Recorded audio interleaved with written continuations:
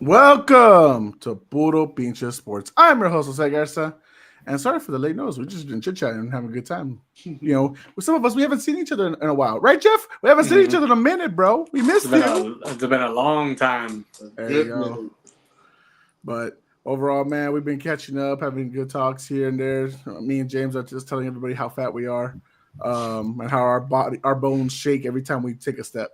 But Yeah. we're training hard right now, right, James? For 2025, 2026, we're getting ready. Getting ready. I might get drafted. Hey, whoa. We might draft you for when we do what is it the draft games this summer for when we have to get our picks for fantasy football. You know, that's when we'll be drafted. That's when we're getting picked up for. I don't want to be the slowest time on the catches. You know what I mean? Like, I want to be able to do something. I want to be able to do stuff. Jack's out here saying he'd kick all our asses and he doesn't even show up to the game. You know what I mean? Like, I can with a bad leg still. okay, we'll see in August, papas. We'll see in August. That's your 4 month span to recover. So we'll see you then. We'll see you then. We'll see, and when you see that he's frozen. Oh, there he's back. Perfect. All right. Well, guys, the national championship games was this past weekend. I mean, of course, some of them in San Antonio and some in Tampa. Overall thoughts on the whole March Madness this year, guys? Anyone can go first. I take it. I loved it, man. I thought it was I thought it was dope. I thought we got on the men's side, I thought we got the best four. I thought they were I thought the matchups were very, very tight. I thought they were like it was ideal. I know some people might have wanted to switch or flipped or whatever, but I loved them, bro. I love the way I love the way Duke came back, man. Just like as a whole, with Cooper Flag. Sucks he's probably one and done, but I love that they had their run. Florida just man, battle tested. Houston. I can't wait till they get one because I feel like they deserve one. They've been knocking on the door for a minute now. Love the fact that Arbor's coming back. You know what I mean? They got Bryce coming. You know what I mean? Like they got some talent there already still. So I just love what they did on the men's side. The women's side was great, man. I wasn't expecting South Carolina to lose like that, but I just love the way the girls had that. They were just battle tested. USC still showed up. They didn't have Juju, Paige Buckner put on the show. South Carolina put on the show, like TCU. So, all in all, they were just great games, man. I'm just happy for both sides. Unlike last year, the women was more hype than the men kind of was, but this year, both of them were like very, very dominant. So, it was pretty lit. We could enjoy it in our city as well. Was another thing as well. Well, they had a star, bro. They had Caitlin Clark. Yeah. Apparently last year they had like 14 million views in the finals. This year they only had 4 million. But hey, even without Juju Watkins, who I know went down earlier with an ACL tear and no I guess real stardom. I mean, I thought Paige Beckers and UConn did their thing, Oh and yeah, for they, sure. they put on a whooping, nice masterclass on the Gamecocks. Jeff, Yeah. how was your overall experience, man, for the March Madness this year?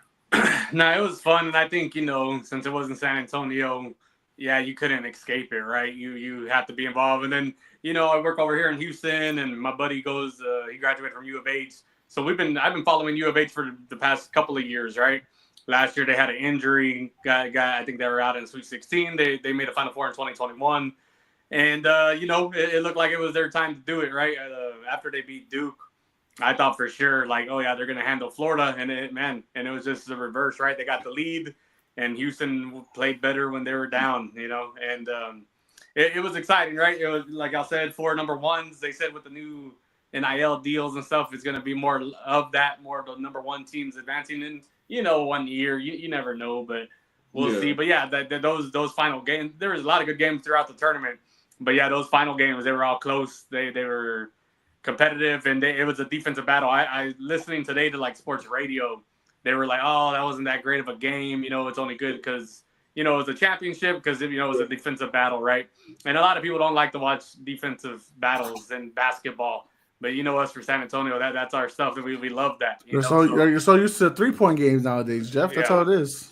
Yeah, so it was cool to see those games, right? Like, the man Clayton Jr. against Auburn. Holy hell, he looked like unstoppable. He shot 80%, like he couldn't miss. And Houston had a D, right, and they held them scoreless in the first half. Like, U of H had that real D, and they weren't the greatest scoring, but they got that far with it. And that second half, got a little different that second half, but that defense was still there, and U of H just couldn't score anymore. And it was weird. I thought they didn't play good against Duke. I thought they played bad against Duke, and they pulled it out. And I feel like they didn't give their best game. They looked like they were playing like a little anxious, especially Roberts. Like he never said. I thought for sure after Duke he would have settled down. He looked worse on Monday. Terrible. It was weird. It was weird because he had been, he was their guy, and they don't really have like a number one guy, but still like he was their guy. And it was just sorry to see how that game ended. But yeah, like definitely watched. I haven't really watched the Final Four in a minute, and I think it was the thing of U of H being in the Final Four and it being in San Antonio. Yeah, like of course we're gonna watch, right? That's facts. Yeah, Alex, how was your thoughts on the March Madness this year, man? I think the games were pretty good. There was the surprising game was that Duke collapsed against Houston. As far as the city's kind of whack. Oh my god! I hope they don't never host another one because we'll be hosting a lot more forever. Yeah, I don't know. I mean, as far as like the city, I mean, I hope that the new revenue that they're gonna the new buildings they're gonna build. I'm excited for that. Like, hopefully, it comes out. Man, I hope that passes, man. Yeah, I really do. I think it is gonna pass. We need that so bad, man. Yeah, for real. Well, I'm telling you. Well, outside, because I had family that came down this week. It was their first time in San Antonio, and never been here. And they're like, "This is y'all's downtown." I'm like, "Yes." And they're like, this is March Madness," and I'm like, "Yeah." They're like, "Dude." Well, okay, so for whatever part, I don't want to cut you off, but for whatever part of the world, if you have not been to downtown Chicago, don't come to San Antonio. That's what I had told them. Is lit, bro. Like they have so much. Like, and I was so mad. I was there for only like a weekend, and I didn't even get to experience it all. I just got to go to like that famous popcorn spot. Of course, I went to Harold's for all the culture. My people. Went to Harold's famous chicken. But yeah, other than that, like we like it was so much you can do downtown in Chicago. It's like super lit, bro. So yeah, I can see why they would say that because you come downtown and you're like, okay, you see the river, you see the Hemisphere, Alamo Dome, Tower, and it's just like, boom. Well, I mean, there's a lot of like I told I like history. Like that's what this city has a lot of history. Yeah. Like if you guys are into that, I mean, I don't know if the fans from Florida or Duke, like I'm pretty sure they did their research, but yeah, I mean, like I said, as far as like the Final Four being an event here, I mean, I think it was a downfall, but the games, the games are really good. They got the number one seeds on. Alex, you've been saying it for a while. You don't like our arenas, right? But we've hosted like 5 fucking Final Fours in the men's side, and then a few of the women too. So there's just they're changing. The worst thing is, as a guy who has to work and travel through downtown sometimes, the fact that they're doing construction around this time was an atrocious idea. You knew the Final Four was coming, and you decided to do a lot of construction around Hemisphere Park's streets, and it's like, dude. And then you have to halt it and then redo it again. It's just like, bro, bad timing. It's like I-35. It'll never get done. No, but you know what? When when that whole area right there finishes, bro, our city with whatever they're gonna plan to do with the new proposal, like, bro, I get probably 15 years. It's gonna look ridiculous, bro. Because that corner right there is gonna be like a concert theater at the end of like the well, if they go by the plan how they have it now, in the next 10, it'll be finished. Yeah. So it's gonna look nice, bro. I just hope, you know what I mean. I don't know what they're gonna do with the Frostbank Arena, but scrap that. Whatever they're gonna do, redo the Alamo Dome, please. I don't know if what would they say they was gonna use that UTSA building for? That's where the Institute of Texas Cultures. That's pretty much where the new stadium will be for basketball. Yeah, forget the culture. It's time to bring some basketball in the downtown. Yeah, that's pretty much the area where the Will that be arena. big enough though to host like NBA games? I've never been inside them, so I don't know. No, I mean no. They're going to tear it down. Just use that whole area. Yeah. But they bought the land, like it's the land, right? Like, and that's the thing. They were already tearing it down. I don't know if you noticed the hemisphere, the roof was coming off, and they haven't even got approval to start tearing it down. So there's already like a lawsuit, and they said they did it on purpose to bring attention to it. But yeah, dude, they're gonna they're gonna go all the way down to the dirt on that site. Like they got a level to build a bigger stadium, right? Here's a comment, and I'll get to the other ones in a bit too. But boy, Mikey said this: Cooper flagging a sneak peek on life in SA. Now, the one thing, I don't think he's actually gonna get drafted by the Spurs, sadly. But nice dreams, guys. But I will say, the Duke players and the Duke coaching team in general, they love the new Spurs practice facility, which is ideally kind of like the dream model what they're gonna do with the arenas. Yeah. Which, if you've seen the pictures of the new Spurs practice facility, is gorgeous. It's like one of the best things ever. It's also in a more northern, bigger area side of town where their previous practice facility was in our medical center. So it wasn't nice at all. It was small. It was smaller. It was compact. And of course, Josh Primo got us kicked out of that area, so now we have to move north. I love it. What happened there? Gosh. Yeah, it's like literally the next building over. Like that's where the whole shit went down with that shit. I thought it was out of town. No, it was a Spurs team therapist. Yeah. So, but definitely not physical therapist. I was surprised about the remarks because besides Alex, everybody really liked the way that San Antonio had to fucking show out this time, and you could tell they did. And because they want to host another Final Four before the renovations are done, and I think that's gonna be real tough, right? Because Alamo Dome, it was done in the 90s, and they say like the lifespan of a stadium during that time is 30 years. Well, we're well past 30 years. You think about even the Frostbank Center that opened in 2003. We're already at 20 years on that one. You know what I mean? So. Yeah, it's definitely time, and now, but of course, right in the news, the tariffs that's gonna delay a lot of sports arenas being built. They're like Tampa already said they ain't building their baseball park now, right? Yeah, So now that 2035 date, that's already. I think with this whole ordeal, it's already out the window, man. We're San Antonio was late to the party. This should have been done 10 years ago. That Frostbank should have never been on the DP side. They I don't know what they were thinking because you could have built a nice stadium for a lot cheaper back 10 years, 20 years ago than now, right? And, it should have just never been done on the east side to build more money in that side of town. Respectfully, it should have never been there. It should have always been downtown. Yeah, but it was cheap land and they had that space. But look at us now; we are in a jam now. So downtown or north would have been good.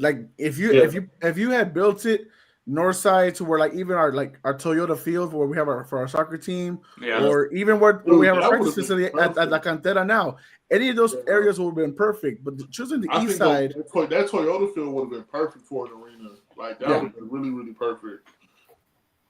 And I look at it like this too, man. If and when we do the next one's gonna have to probably be at the Frostbank Center, bro, because that downtown and what it's going to look like at that time is going to probably be.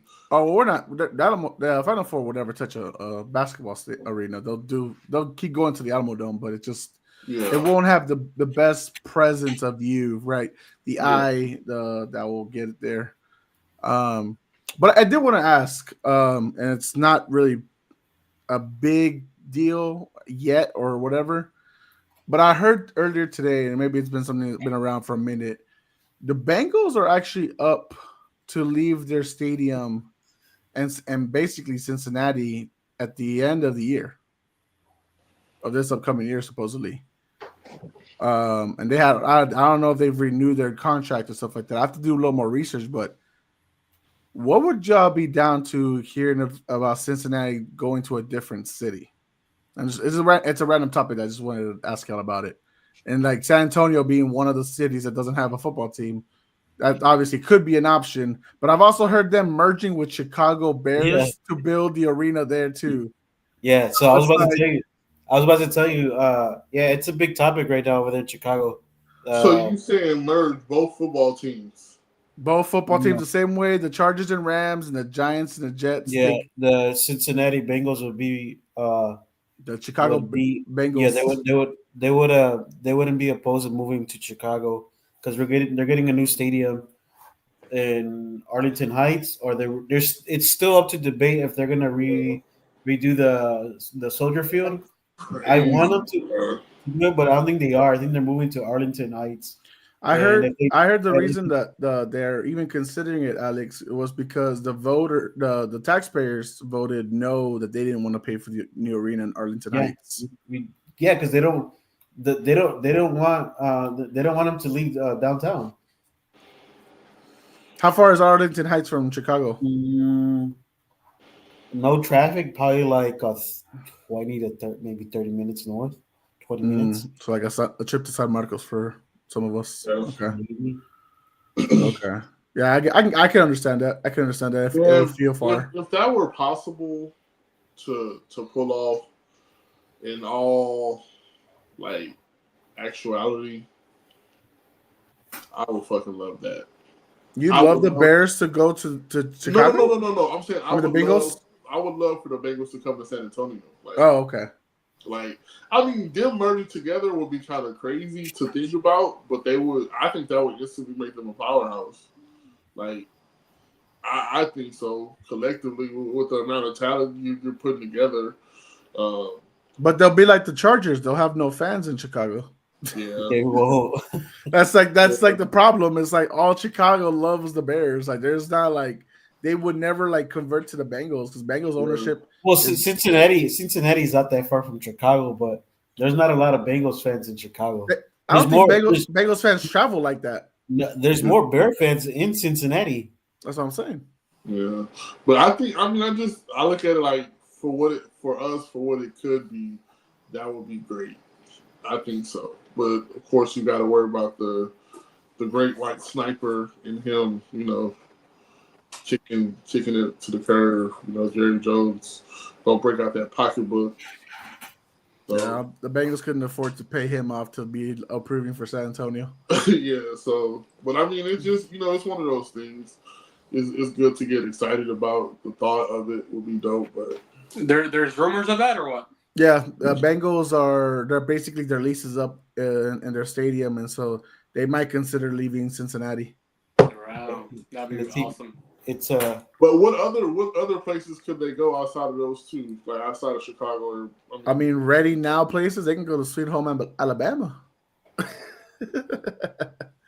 I don't know. There's probably a few places that maybe already. Hey, maybe St. Louis will try to bid for a football team back. Get them back.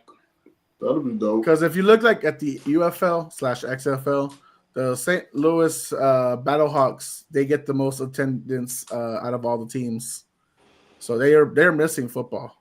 Yeah. Yeah. Well, shit, let them get them. That's the best place to get them. Put them there. Shit. I mean, of course, we are a big football state, but you know what I'm saying. There's too many Cowboys in Too many Cowboys. We need a new team to cheer for, man. Not just a team. We need an arena. We can agree. We all do need an arena. We don't want them to look pretty. Whoever we get. Yeah. Imagine we got to build a new football stadium. Hey, as long as they hire my boy Jeff D. Lujan and his company, that would be great. You can keep my boy here in town versus him having to travel every freaking week. I'm so tired of it. All right. But all right, guys, let's talk some basketball real quick. Denver Nuggets have fired their head coach a week prior to the NBA playoffs beginning. Only a few weeks after the Memphis Grizzlies fired their head coach, Taylor Jenkins. Both teams are playoff ready. Both teams are going to go. The Nuggets are the 4th seed. and they just won a championship 2 years ago, and now they have fired their coach and their GM. So, what are we making of this? What I'm making of this as a whole is okay. Let's talk Memphis. Memphis started good. They started good with Jai. They were hooping. Injuries in our lineup. Once he sustained the longer injury, they went to a more team oriented ball playing style. They were pick and pop, using their bigs. You know what I mean? He created a scheme that worked efficiently to keep them rolling and got him a couple of wins. Ja is your focal point. You don't put Ja off the ball. You don't place Ja in a corner. You don't allow Ja to just be a 1-2 option. Like, he is your number one option. He's a seat filler. He's an exciting player. You know what I mean? He's one of those prolific, one in a generational type players. Like he was almost the face of the league, if not the face of the league when he came out. Like, he was really running. You know what I mean? He was exciting to watch. He was must-see TV. So I thought to hear when they were butting heads, like, of course that's going to happen. Like, the organization is going to mostly listen to your star player. If he's not happy and then it's creating friction in the locker room, it's going to appear on the court. So, like, to their success, it sucks that it happened to him because I thought the coach was a good coach. I thought he was solid. But, I mean, typically that's how it goes. He's either the player or the coach. And as much as trouble Shai's gotten into, I don't think they were ready to move off of him so quickly when you can just move off the coach and get somebody else to come in and fix that. It sucks that it happened when it happened, but that's my thought process on that. I just thought it was very unfortunate. And that's usually how the shuffling of the NBA goes. Now, the Nuggets situation, man, that's crazy. Like, but I just look at it from a standpoint. I don't know if y'all see it the way I see it, but like, when teams aren't used to winning and having success, and I know Alex is going to be like, man, y'all always talk about the Spurs. Y'all always bring up the Spurs. But damn it, we are the role model to success. Like, only a few coaches get fired. And you ain't seen Pop get fired. You ain't seen Spo get fired. You ain't seen Nick Nurse get fired. You ain't seen, what's the other one? Shoot. I mean, it's like Nick Nurse did get fired.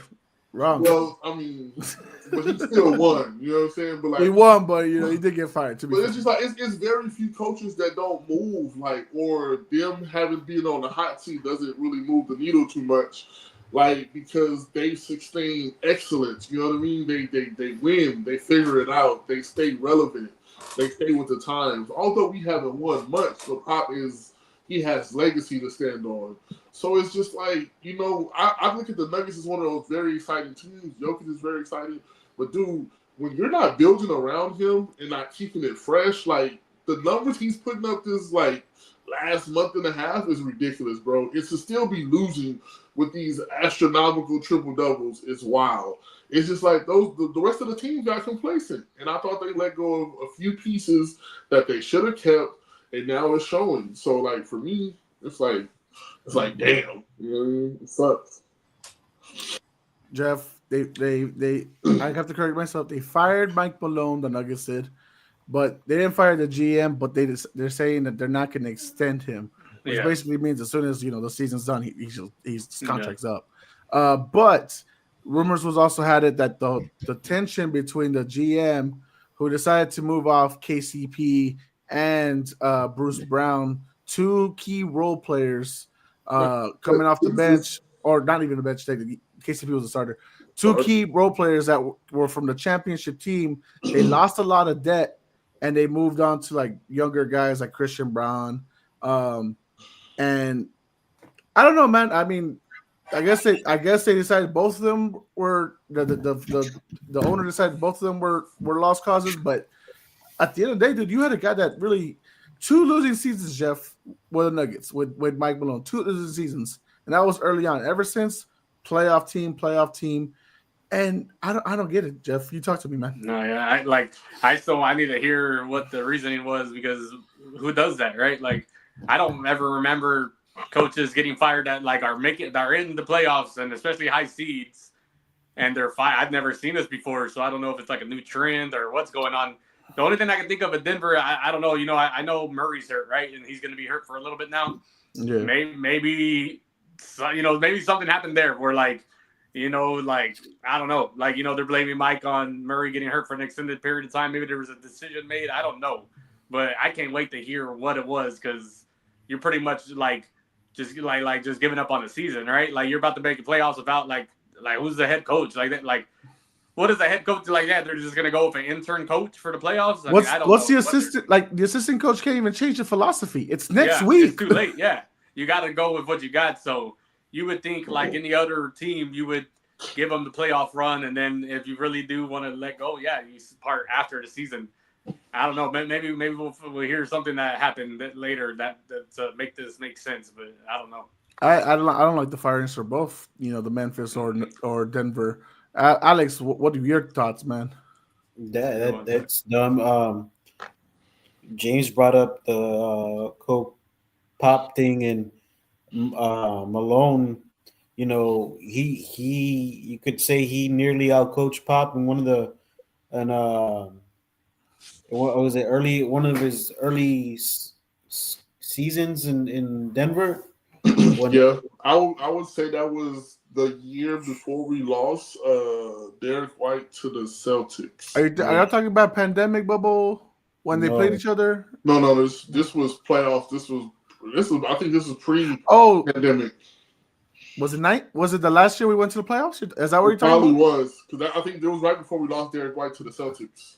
Well, yeah, that's when Derek White dunked on Jokic. It would have been 18. It would have been where Jokic was kind of starting to show stuff. Yeah, the Derek White dunked on him. So, that's a real stupid firing. I seen some people are like conspiracy. Let LeBron win one. Oh my God, it's your conspiracy. It's the anti-Bron. I'm not. It's the anti-Bron sexuals. That's the cult you're in right now. Okay, we get it. It's okay. But yeah, it's kind of crazy. I'm like, why the hell would they do that? Right? They have they have a shot to compete. I think both of them do. They really do. I mean, it's that West is wide open. You just saw the other day, the Lakers beat Oklahoma, and then the Lakers turn around, they lose to a team to Chicago. Yeah, so that's crazy. It wasn't reversed, but yes, you got that right. They lost to Chicago, then they beat Oklahoma. Yeah, that's what I mean. Like they beat a team like Oklahoma, and then they turn before around. But before that, they lost to Chicago. Yeah, yes. So that's what I'm saying. Like it's so wide open, and I think right now it looks like Memphis might be playing. They might fall to the bubble. I think they're the play-in. They're playing in the play-in now. That's crazy, man. I don't know. It's stupid. It's like the West. The West. I don't know, something wrong with the West. They really don't know what they're doing. I guess over there in that conference. My thing is this: two coaches fired. That's crazy. When you're already a playoff team. Yeah, you're a playoff team. And but my thing is, I was talking to one of my friends, and I was just telling him because the league is such in a microwave standpoint of trying to emulate or copy and paste what somebody else is already doing, that's creating a wave of success, and everybody wants to turn around and do that now. You know what I mean? So it's like the whole the offensive thing. Everybody wants to transition three, or if we use data analysis, we can put up this amount of shots and we can get this rate or that rate of that. And it's just bro, nobody wants to just keep it simple anymore. It's it's such a copycat league. And so that's why you see the coaches revolving doors, your Doc Rivers or, Coach Bud or who was the dude that in Phoenix and then went to Detroit and they gave him all that money. Monty Williams. Monty Williams, dude, it's crazy now. You can't even keep a coach and allow that coach to sustain success. Well, I'll tell you this: with the Monty part, he deserved to get fired in Detroit because we saw how bad that was, and look at them now. Oh yeah. But he didn't deserve the Phoenix firing. He definitely didn't deserve Phoenix, but Detroit was in shambles, And anybody to take that team and get the turnaround, that's why I'm glad they have the success they have now. Because not every coach can speak volume to certain players. Like, certain players buy into certain styles and what works for them. And God damn it, he's doing a great job over there with them in Detroit.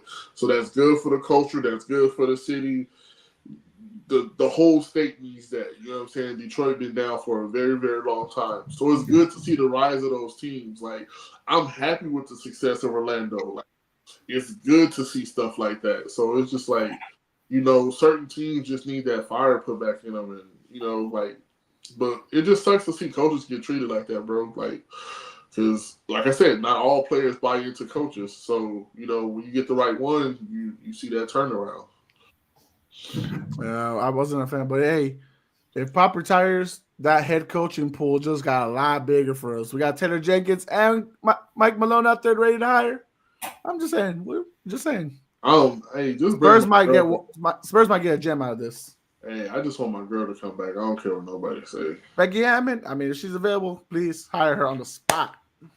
I just want her to get one fair run at it. If it don't work out, all right, let's shoot another shot. But yep. I think she deserved one because the nigga we got now is. Well, she got two WNBA championships, so she's ready to come over here. I'm just saying. All right, let's move on to. We'll keep talking some basketball spot here. So remind me that I'm missing some names. Dwight Howard, Carmelo Anthony, Maya Moore, Sue Bird, the 2008 USA team, all going into the Basketball Hall of Fame. How are we feeling about these names? Is there anyone that was missing, or are you surprised that some were first ballots? Anyone up for it? I'm surprised. I'm just surprised. I'm not. It's not a disrespectful surprise because I feel like what he's kind of went through over the last couple of years in Dwight Howard. I feel like he was kind of like put in a bad light, but also he kind of put himself in a bad light. But I love that he's gotten the just due respect for his career because I don't care what nobody say. All jokes, all BS aside, Dwight was a bad man, dog. A bad man. I mean, single-handedly carrying the team, like offensively, defensively. Before the injuries, the dude was a freak of nature, dog. Like he was the second coming of a Shaq. You know what I mean? He was unguardable all offense on the glass. He was a rim protector on defense, and he could shut down the paint. He was able to stay with guards. You know what I mean? Just a generational talent as far as a freak athlete to be that big and that strong and that fast to be able to jump that damn high. So kudos to him. I'm glad my boy Melo's going in. Well deserved. I hate that Maya Moore I hate her career stopped. Let's just put it like that. I feel like she was a female MJ, bro. Like, I love what she's doing with her life now, but I just wish she didn't shut it down in her prime because I feel like her career would be dude, because somebody's gonna pass her and we're gonna have the argument of like, man, if she would have kept playing, like, and you can't use that, you know what I mean? So, but she was a GOAT. I mean, just a pure scoring, like, she was fun to watch, man. Before that game was exciting, like, Maya Moore was fun to watch. Like, you know what I mean? Everybody knows Sue Bird, bro. Sue Bird's a hooper. You know what I'm saying? She's one of the go to their game. So I'm glad with the class. I love it. What about you, Jeff? How you feeling? You're a basketball entrepreneur. Kobe somehow still makes the Hall of Fame once again, even without your approval. Who? Kobe. I tried to leave it out because I wanted him to say something about it. But what do you mean? Yeah, I thought he was already in the Hall of Fame. He is. That's what I'm saying. He made it again because the 2008 USA. So like the whole team made it. The whole team made it. Yeah. Oh, so Billy Donovan, I think, is one of the. Oh no, Coach K is in because of it, but Billy Donovan's one of the guys. Okay, so like that whole team, that team's like in the Hall of Fame, like as a team. Yeah, basically, I think Coach K is gonna rep him as the guy. Yeah. Yeah, no, I don't have any bitches or complaints about that. You know, Dwight Howard, well deserved. Carmelo, well deserved. And you know, the basketball isn't as hard as the NFL Hall of Fame to get into, right? Like the basketball one has pretty much open doors. You know, Yeah. I mean, Dwayne Wade made it. You know, so I you know, like yeah, like I don't really care. Like you know, Carmelo Anthony was definitely one. You know, a great player. Like yeah, he's gonna get in. Dwight. Injury kind of cut his dominance short, right? But like, yeah, the 08, 09, that whole time, dude, it was just crazy to see him dunk, right? Like, I mean, he just was unstoppable. But yeah, I didn't have nothing wrong. And Team USA, whatever. I don't really put too much time and effort into that. Yeah, man. God, oh, my guy. Alex, what are your thoughts, man? I mean, some of your favorite Dwight Howard is one of them. I don't know how you feel about Carmelo, but are you surprised Carmelo was the first ballot Hall of Famer? No, not at all, because it's the basketball Hall of Fame. It's not NBA Hall of Fame. That's It's my guy. Basketball. So, what he did at Syracuse, you know, I don't know if it goes back to the high school days, but you know, no, I think it's just Syracuse.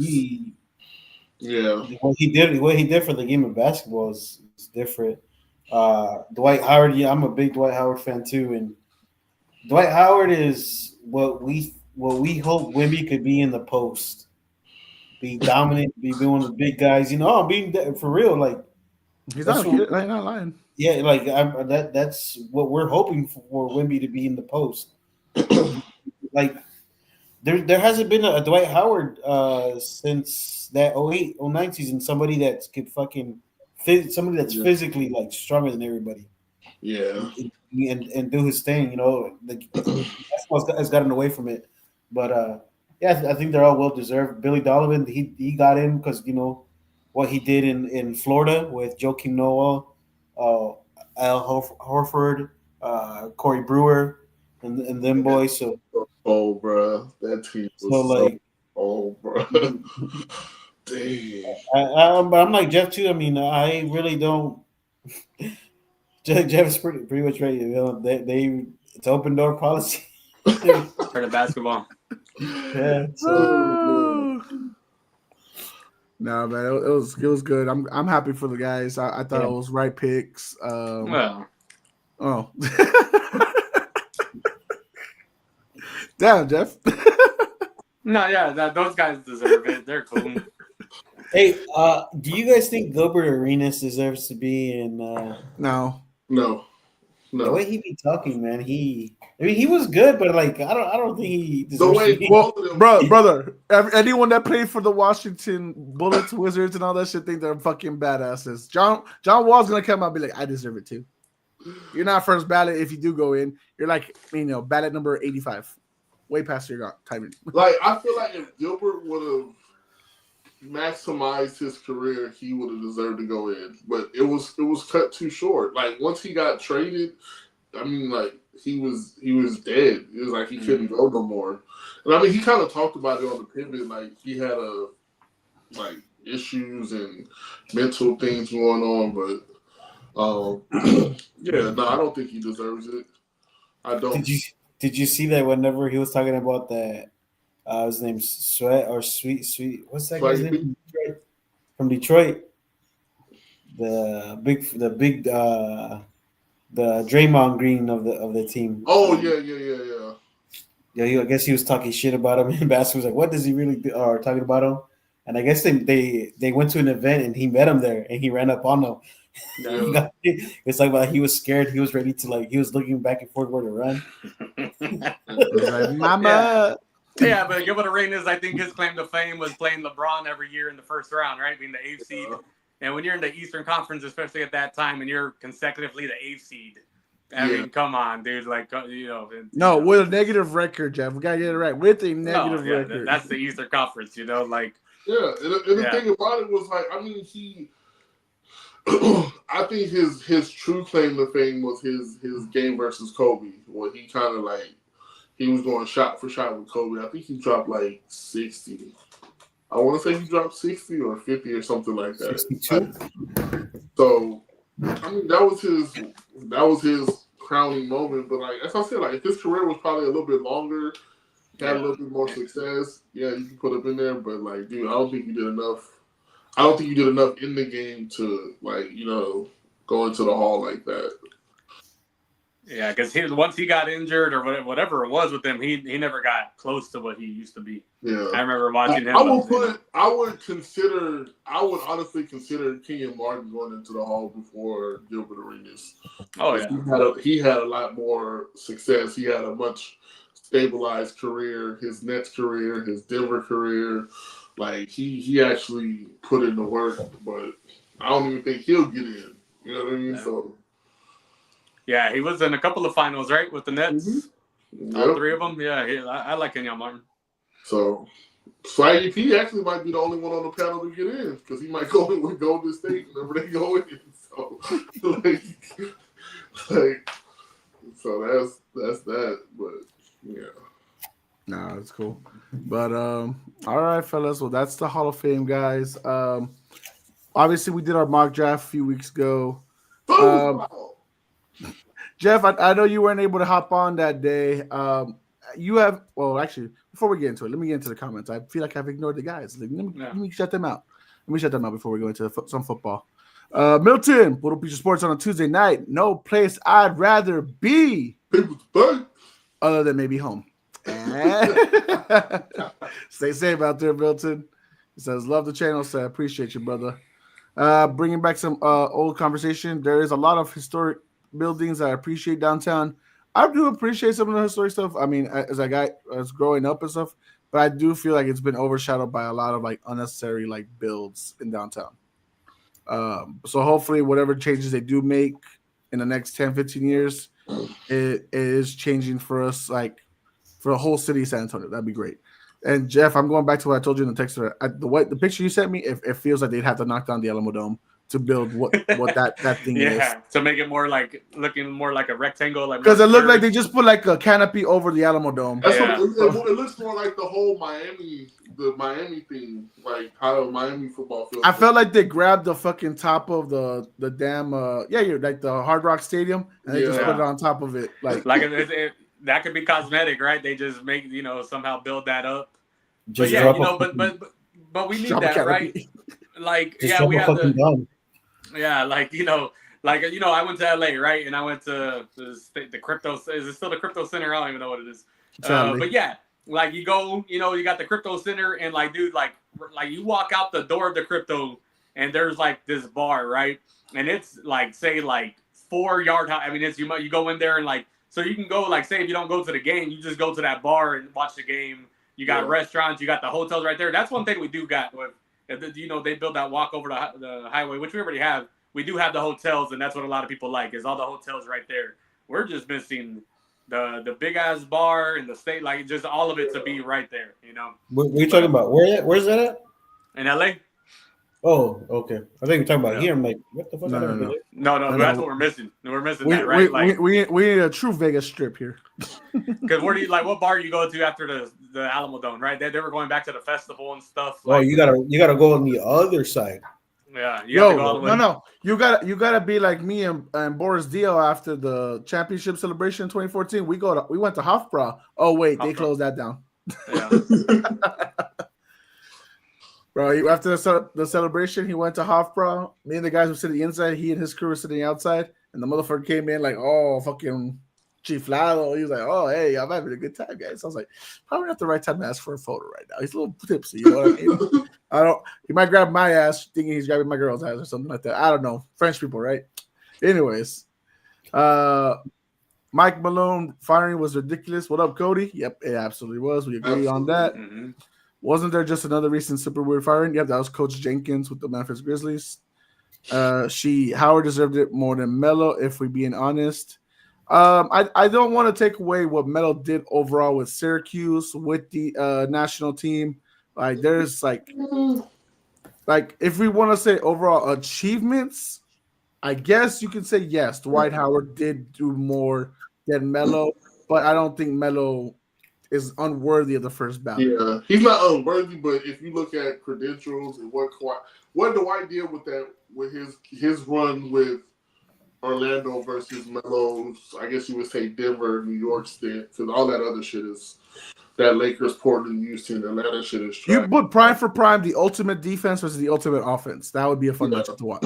Yeah. But I mean, I would say Dwight's run with Orlando versus Melo's run with Denver. Well, he took him to the finals. Like there's not a conversation. He got an MVP and took him to the finals. So yeah. They also put in the ref Crawford in. Is he really in the Hall of Fame? Oh, hell no. They should let Tim Duncan fucking bring him out. See, we're talking about Ja and his guns, but no one's bringing up Tim Duncan and his gun. When he fucking did that with that mannequin of Joey Crawford. Oh, yeah. Yeah, Crawford. He retired a Laker. Oh, shit. Yeah, Melo would have made it off the Syracuse win alone. Yeah, that run was historic, bro. That's how Caitlin Clark's going to get in, just because of her run with Iowa. They didn't win shit, but that's just her career. You were crazy. Fuck no, Gilbert. If Gilbert gets in, fuck it. But Nick Young, too. What up, fellas? What up, Joe? I'm telling you, niggas, they go to the state team might end up going in there. And he's going to fucking go. That's crazy. Oh, man. Houston sold so hard yesterday. Bro. That final shot attempt or the final possession was just horrendous. No, fuck that. That last 3 minutes was horrible. I don't want to say that. Okay, look. Here, okay. I don't know how y'all felt. You talking about them thuds?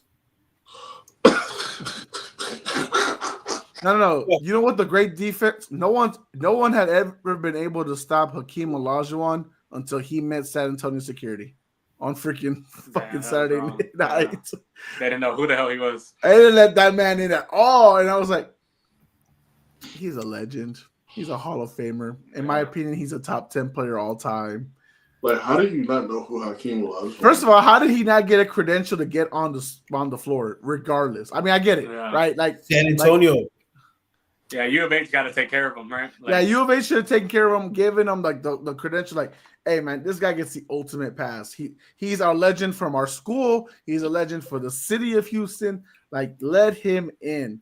And I was like, that video was a little hard to watch, but I do think they fucked up by not giving him the credential, because you saw a lot of people going up there, but they all had the credentials to get up there. Mm-hmm. I think they did him dirty on that.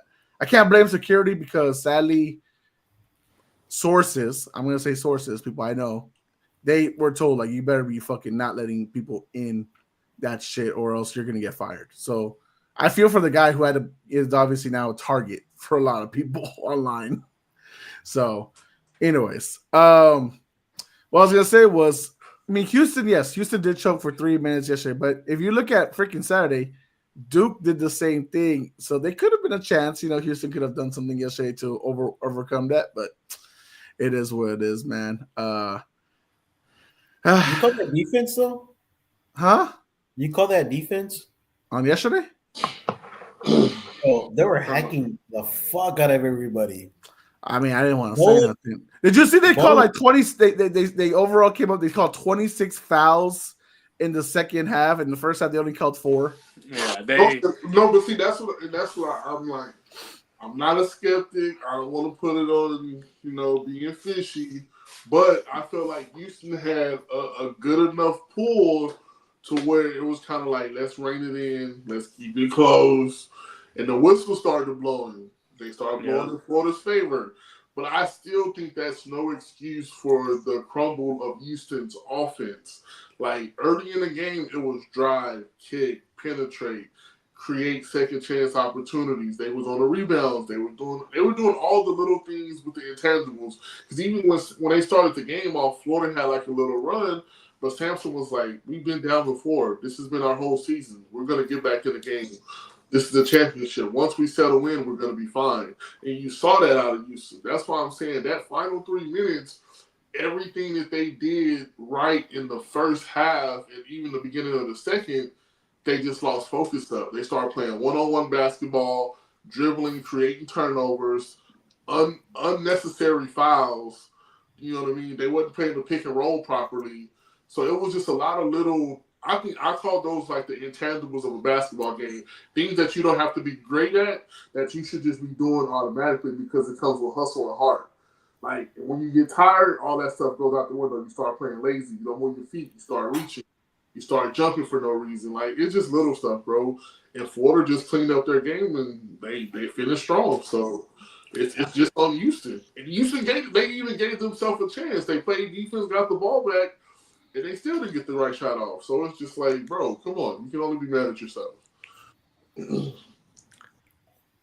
I was gonna say. Okay, so let me see here. Fucking Yeah, I don't. Yeah, but like, I don't know about those Florida teams, but they like winning the game on the free throw line. But man, that out of bounds call that they never showed the replay of. I don't know if y'all remember. It was if you're watching the screen in the left corner, dude. I don't know if y'all. It was like with, I don't know, say 4 or 5 minutes left to go. They called him like that. He touched his foot on the line, and he had like pretty much an open layup. Oh, dude, yeah.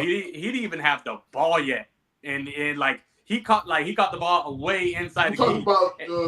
You talking about the pump fake and the dude flew by and he sidestepped and he was getting ready to drive? To me, it was more like he just caught a pass and like he was already like he was gonna drive. You know, he had like yeah. But after the like, it went to a commercial because it was a fucking TV timeout. And on the way back, they said the player was out of bounds and never reestablished himself back in bounds before he touched the ball. Like, what are we doing? A kickoff? Like, I had never heard that in basketball. Like, what the hell are you talking? They just brushed it off and never showed a replay. There was a couple where they never showed a replay, and it was like a lot of people. Just listening now, that they did call that second half different. They didn't let them be physical because Houston was running away with it, and it really did slow down Houston's momentum. Yeah. And man, it was obvious.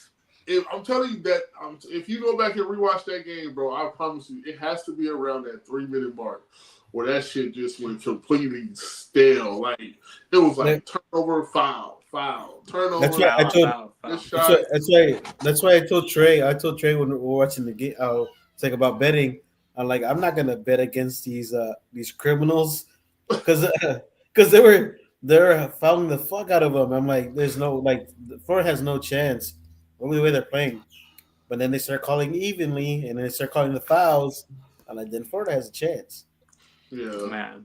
I don't know. Roberts was getting pretty, we'll say, molested the most of the game, and they didn't call a goddamn thing.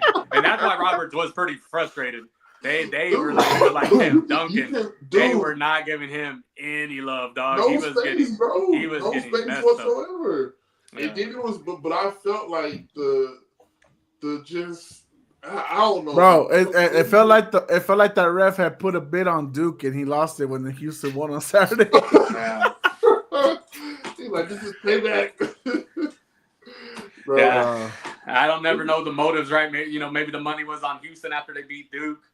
But yeah, I didn't bet the championship game because it was pretty much even. I know Houston was favored by 1, and then I think it swung to Florida being favored by 1. I'm not too sure. But there was no there was no incentive to bet, right? It was just a straight up bet. But I loved it though, man. Like, I thought both teams were equally talented. You know what I'm saying? Like, I thought Houston came in with a little bit more grit, but I thought Florida came in battle tested. If you look at their strength of schedule and who they played, the top 10 teams, the amount of teams they knocked off, like, in the ways that they won, I feel like that's how you're never out of the game, because you come with the mentality of like, we've been down before. Like, it's not new to us. And it wasn't new to either team. Like, Houston been in some games where they were just like, they were battle tested, and I feel like Florida was just in a lot. Yeah. So, I mean, either way. That Duke game where Duke was favored by 5, that was just because of the name Duke. Because Duke had nothing but freshmen. Yeah, they had Cooper Flagg, but nothing but freshmen. And on Houston side, you had nothing but like seniors, and the homeboy that played in the 3-4 guys. So that was like, to me, it was like, oh, that's that 5.5 spread. That's wrong. But you know what? It wasn't even that. It was also, think about it too. Like, to be fair, like, Duke was never really battle tested before. No, like, they played nobody. They got nobody. So they looked like they were clean. They to the caliber of a Houston. Yeah, and then Duke's whole thing all season, well, they've never been down. Like, the way they beat teams, they've been down, but like the games were close, and then they swing, and then it's a 5-point run, 10-point run, and then they're comfortable at winning. Like, they've never been down with an adversity of a game where they had to pull it back out and win from behind like that. So I think that's something for whoever's going to stay there to learn and go forward with next season. But like, Y'all was y'all run with Cooper Flag. Y'all had a chance to go get you a natty. Y'all got far enough. Bro, he was shook. Did you see his face after the game? Yeah. And like even on the golf cart ride back to the locker room, like his face was like stonewall. Like I can't believe I missed that shot and all that shit. Like, bro, I mean it happens, bro. Sometimes. Shit. Hey, you want to redeem yourself? Go back to college one more year. Otherwise, you're gonna be a wizard and you'll never see a championship. No, that's true. No, that sucks. Yep. So. Yeah, I mean, he could be a wizard, and I mean, I would, pull a Shaq and just leave after your first, what was it, 4 years, 5 years? Yeah. You got to stay with him. Montes was ranked higher than Cooper the year before they went to Duke. Montes just decided to go play in. He didn't go to college. That's what made him go down more on the last draft. That's why he was drafted so low because he didn't go to college. Man, but I tell you what, that center that they got for Duke, shit, he can play with the Spurs. That's all I'll tell you that. That motherfucker, nice boy. Hey, if he decided to leave. Relax. Let's see what this offseason looks like. The season's even over. Hey, the only thing you get to be proud of is that it took 78 games before the freaking Spurs got eliminated. That's the only thing you can celebrate. Other than that, it's like saying the Cowboys. It took the Cowboys 13 weeks to finally get eliminated. Exactly. And we were a little closer than that, Alex. Come on, do that shit after the draft. Hey, but I'll even take Roberts just to be out there doing the dirty work. Hey, but two more. He's solid. I like him. Yeah. Two more weeks to the NFL draft, though. It's getting closer. It's getting down to the wire. I do want to do like a little, not a mock draft. Obviously, we did that a few weeks ago, and that was fun. Jeff, did you get to catch up to see what we did, and if not, nah, I didn't. What are your thoughts on the upcoming draft, man?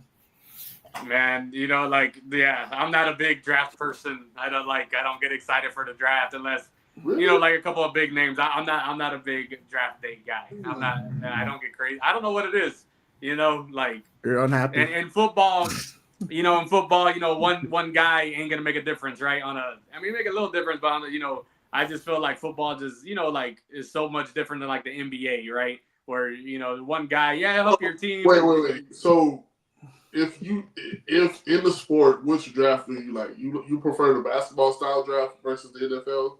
Man, I don't really care for anyone. Do you think the basketball player can make a quicker impact than the football player because it's one guy out of 53 versus one guy out of 15? Yeah. Well, one guy out of 5, right? Who's on the court? 5 guys compared to one guy out of fucking 22, right? And it's even more than that. So you get Micah and it helps your team out, but you get CD Lamb. Yeah, it's nice, but it takes a lot more than that in football, right? And a lot of the big picks in football are the boring ones. I want this O-line. I want this. And I don't dig that deep enough to know all them, but the best y'all know the best O-line coming out, right? Yeah. The O-lineman. That shit, dude. I couldn't tell you. You know what I mean? I don't know about you a different way.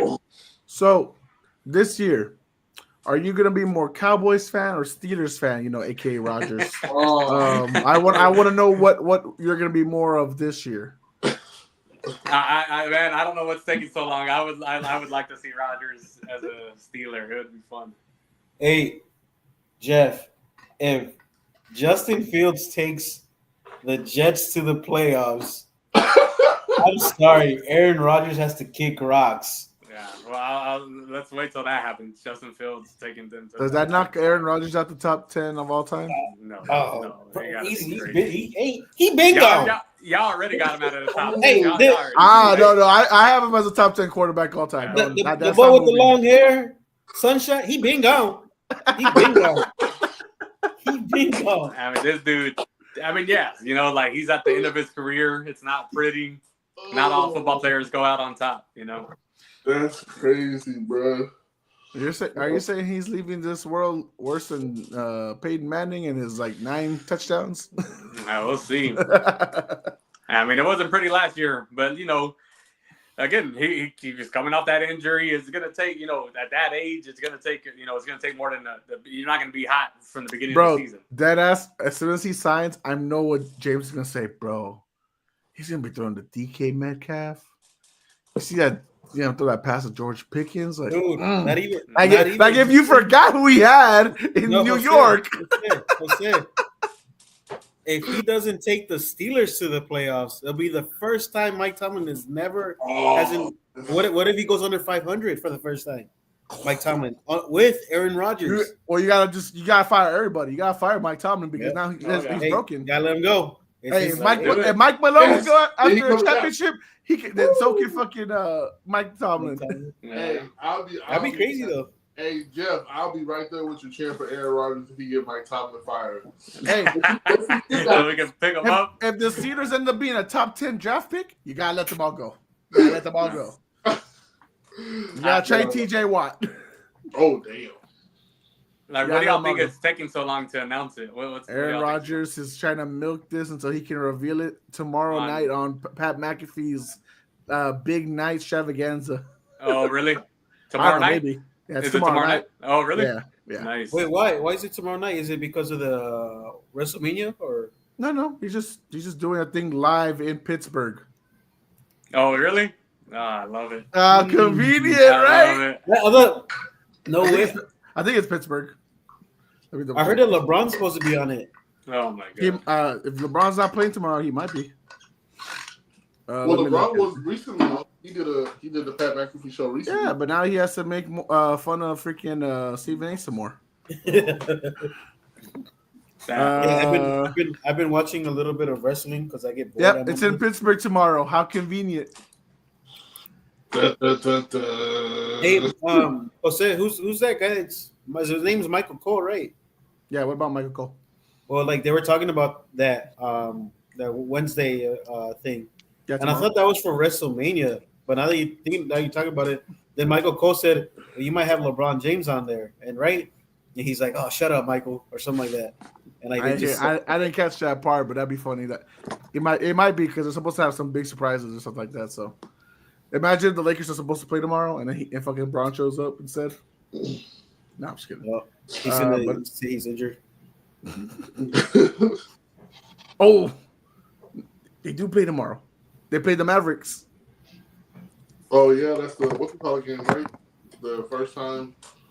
Luke is back. Oh yeah. So if he shows up on Pat McAfee, then oops. Luka back in Dallas. He can't be with that. So LeBron's not hurt from when he was laying on the floor. He all right? He's fine. He got shot, bro. What do you mean? He got shot. He had all the Dragon Balls. He been shot by a burrito, brother. That guy, he's just like hurting his reps playing. I don't know. Bro, he learned that from Manu. We can't talk shit. We can't talk shit. He learned that from Manu. Man, people mad at Manu because he was good at flopping. That's why people hate Manu. Oh, talk about an anti-Spurs fan right there. Hey, when you ain't getting any calls, if you never get any calls, you gotta get that long hair and start flopping, man. I mean, you gotta do something. Hey, Lakers and Thunder, 1 point game right now. Bron's got 26. Luka's got 23. This Boston game's in overtime. Yeah. SGA's got 32 right now. Tatum has a shot to send him in the OT. Hey, who's leading y'all as an MVP right now? SGA or Jokic? I'll say SGA. I feel like it's one of those things where I think Jokic is getting the Shaquille O'Neal, LeBron treatment where they could easily win it every year, but everybody's not going to give it to him. Like, I think SGA does deserve it because what he's doing with the young group of talent that he has and just the run that he's on is crazy. But if you look at what Jokic is doing every night, bro, it's just like it's unfair. Mm-hmm. Like, but AJ is leading it with the best team in the league. It's not Jokic has got all those numbers, but we talked about it. They're losing a lot of games. That's what I'm saying. That's a factual statement. That's what I'm saying. Like what SGA is doing, that he's not only balling himself, but he's carrying his team, and they're having success. So of course, I think he should be front runner. But I'm saying hell, just 2 seasons ago, Denver was in the same seat. And he could do this every night. Like Jokic just doing it every night. The numbers are like astronomical, but you know what I'm saying? It's like he can win it whenever he wants to, but I feel like this is SGA's year. Because that's what it used to always be, right? It was always best player from the best team, right? Like that's kind of like what it was. So I love Jokic, I know. But go ahead, Jeff. I think that's the tiebreaker, right? Is that they're the 1 seed. You got to go give it to him. I mean, it's almost like a tie right now. And yeah, Jokic's numbers are crazy, but it's like he doesn't have as much help, so he gets, bigger numbers, right? Yeah. So like as he has to do everything. So I think definitely the tiebreaker is that OKC is the 1 seed. Yep. Corey makes fun of him. We say he been gone. He been out of the top 10. Mike Tomlin gonna catch an assault charge on Bitch Rogers. Braun had cramps. Oh yeah, cramps. Nah, he got shot. He needs some cramps. Like he got juice. shot, bro. Yeah. 6'9", 250, got shot by a burrito. Man, bro. It's Jokic's MVP, and if you look at the numbers, it's not really close. He's averaging a triple-double. It's better numbers than last year. He is right about that. Yeah, that's but why. It's just, bro, stats is crazy, bro. Like how? Like it's 2K numbers. It's 2K numbers. Yeah, it is 2K numbers. Those are my player numbers, bro. Trust me, my build's a center. He's fucking making all those shots too. Like if Jokic gets it, I ain't gonna be mad, right? Like, you wouldn't be mad, but you would just be like, "Damn, SGA, bro." Yeah. So we know. We know. Yeah. Let me see if y'all agree with this comparison. It's the Steve Nash versus Shaq MVP debate. Best team and leader of the team versus best player in the league right now. Factual statement, bro. Damn, Shaq got hold though. I like Steve Nash. Yeah, I like Steve Nash. I don't like him that much. Not to give him MVP, Alex. Yeah, I'm sorry. Yeah, I never when that was happening. It was like whatever, but I never. I liked him. I didn't like him. I didn't like him. What was it? MVP over Shaq. How many times did he get? 2 times. 3, right? Back to back. 2 times. Back to back. I just didn't agree with Come on, bro. You can't. No, James. I'm sorry.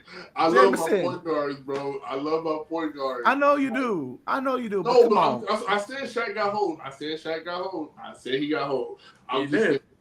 He got hold, but I'm just like, that is a great point right there. That is a great comparison point right there.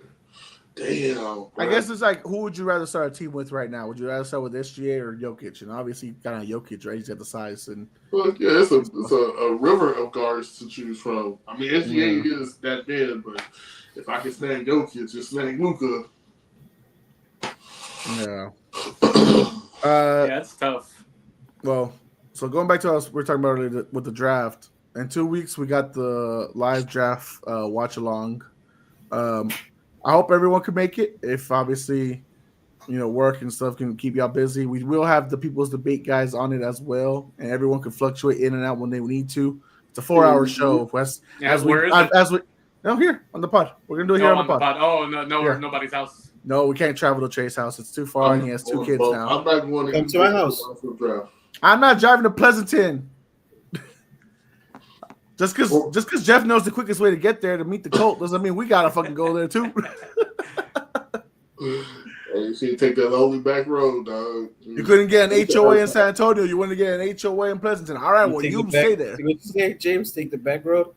Take that back road, dog. Be careful on these streets on this side.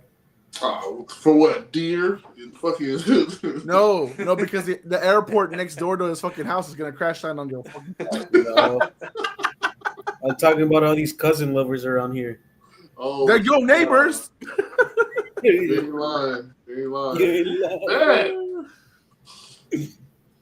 Bro, I wanted to work out there. It was so bad, bro. Oh, I said, right? We let Shaq get robbed. We learned from that, right? Let's not hold Jokic. Look, man, there's some that Braun could have won some more. Braun didn't get some more MVPs. So and MJ too. MJ got hold. Eventually, when they got tired of giving MJ his awards, they were like, "All right, we'll give them to everyone else," even though MJ was still MJ. Like, motherfucker did not slow down. Yeah. But whatever. Cody says, "I'll be in Cali. So what time? It'll be in Texas. It's 2-hour difference. 2-hour difference. I think. So we start at 7 for us. It'll be 5 o'clock in your time. So whenever you can hop on, yeah. Yeah, boy, you good with your time zone. This will be a long time to learn this shit. He's gonna be working. So Bro, for real, I'll be playing Madden versus people. And they go in LA. I'll be like, dog, what time zone, bro? I got used to it because my buddy like AJ, he's from Rancho Cucamonga, right? And now he lives in Vegas. Yeah, and we met on the Xbox. I'm so used to this motherfucker. Like me and my boy Mike will be like, it's late because it's like 2 a.m. He's like, no, it's not. Bitch, it's midnight for you. Of course it's not late for you. It's 2 a.m. for us. Goddamn.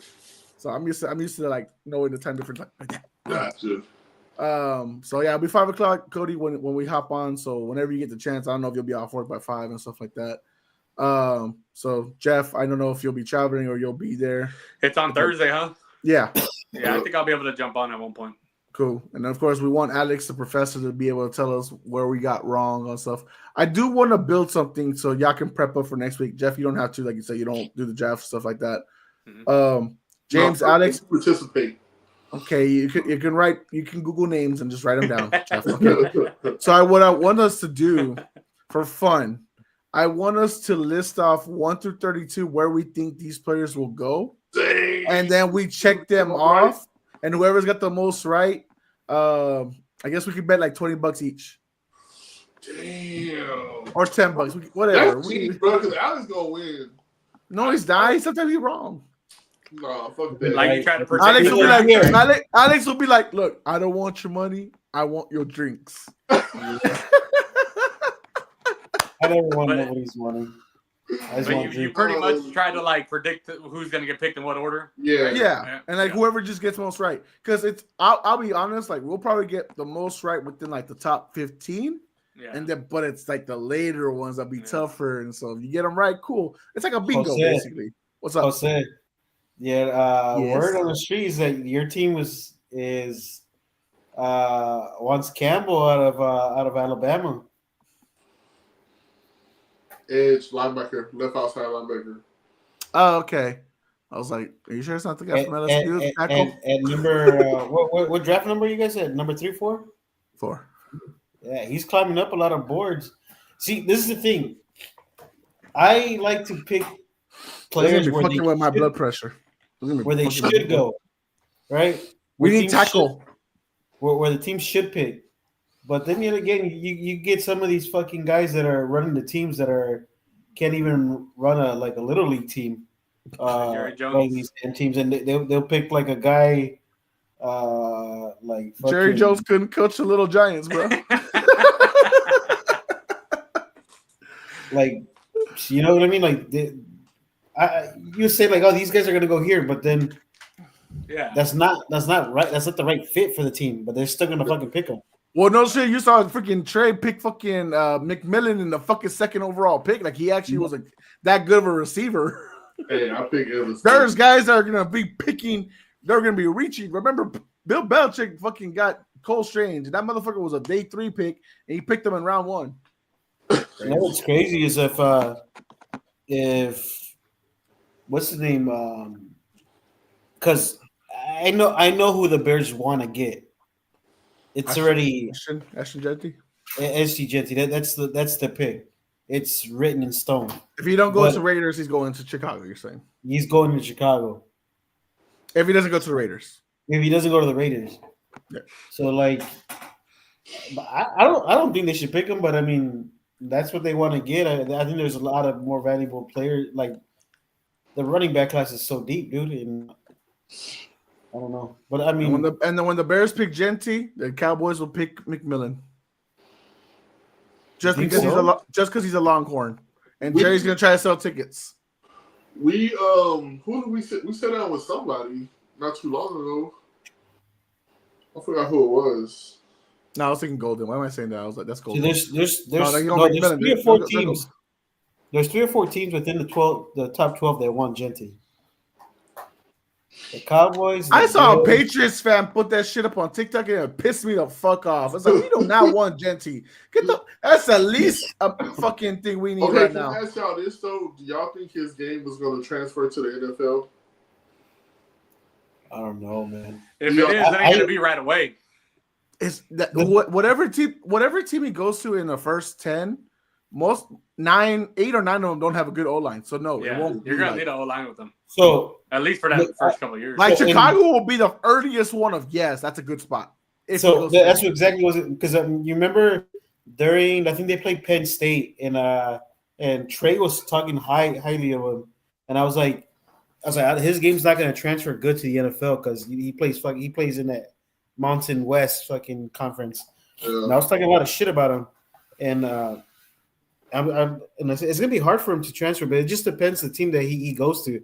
Ben Johnson is one of the guys and one of the Chicago's one of the teams that you would want to go to if you're SG you're Genty. That's why he's been pushing it so much on Instagram and like hanging out with a bunch of Bear players. He wants to go there. I think that's where the only place that he'll actually have success early on is if he goes there. You're muted. My bad, I forgot Julian was here. No, I was gonna say that's probably a good duo too. You put him next to Swift as well, so you don't have to like really run out his legs. Oh, nice save, James. Yeah, he's gonna have to put on a lot of muscle, and then you don't know how you react after that. No, he's big though. He gotten bigger. I think he gained 20 to 15 pounds of muscle now. That's all I was gonna say. He need about 30. Okay. No homo. He's thick. I'm just saying. It's gonna sound weird no matter how I said it, right? So I just gotta preface that, you know what I mean? But he's a big boy. 5 good running backs though. There's about 4 or 5 good running backs in this class. Well, I know there's a lot of people that like Murray and Hampton from UNC. There was a kid from it was a red school, I think. It was like there's some guys who are grading this guy above Hampton. Give me a name, Alex. Washington. No, you're talking about I'll name red teams. No, you're talking about I think you're talking about the running back from South Carolina. Maybe. But Jenkins is a good running back. Henderson's a good running back. Scatterboo's a good running back. Man, how far do y'all think Shador is gonna fall down to? I think he might go to the Saints, right? I think that's a Shador. First round? Okay. You have been hearing this a lot, right? In the last 48 hours, you've been hearing Shador Sanders to the fucking Saints, right? Yeah. Have you heard that the last 48 hours, right? I just heard it right now from Alex. Okay, but 2 weeks ago, Jeff, when we're doing the mock draft, I said they're going quarterback. I said this. Now, obviously, what picks do they got? 9. Oh, damn. I said this 2 weeks ago. I'm like, dude, they're going quarterback because Derek Carr's like in the last year or two of his contract. And after that thing he's done. No one's gonna pay him as much as he wants to get paid. So Shador Sanders already black and gold goes to black and gold. I don't know. He could fall to the Steelers. If he doesn't go in the first 3, he's either going 9 or to the Steelers. He's not out the first round. He is not out the first round. There's no way he's gonna fall out the first round.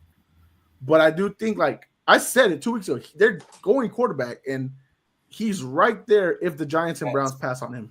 That's the fourth team I was talking about Genty when I said there's 4 teams in the top 12 that have. Well, the Saints need everything. To be fair, they need every position. Yeah. The Saints need every position, but the position you would start with is either going to be your fucking lineman or fucking quarterback. Damn, so, I don't know. It's gonna be interesting. You know what? I didn't even know that the draft was coming up until you guys sent it in a group thread. Was it yesterday or the day before yesterday? It's like, damn, it's already this early. It creeped down on pretty fast. We did the mock draft 2 weeks ago. I was like, it's 30 days from now. And now all of a sudden for you, it's like, oh shit, it's tomorrow. Your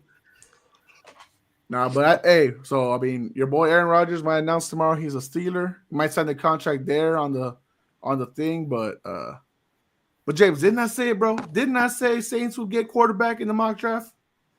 Now it was Cam Ward, right? But because we let Cam Ward fall, but I did say quarterback. And so because I think we let all the quarterbacks fall to the 20s or something like that. We let them fall to me picking them in 9 with the Saints and then 21 with the Steelers. So then I feel the Saints are going quarterback. The same way and that's for me it's just a surprising pick. But I'm feeling the way maybe the front office of Falcons were thinking last year. We didn't know they were going for Penix, but they did it. And so I think the Saints might just do it. Yeah. Because let's be honest, I've said this before, right? Getting a quarterback on his rookie deal is the best deal in the game today. And the Saints are in the negatives for the next like 5 years. So that rookie quarterback contract will be good for them.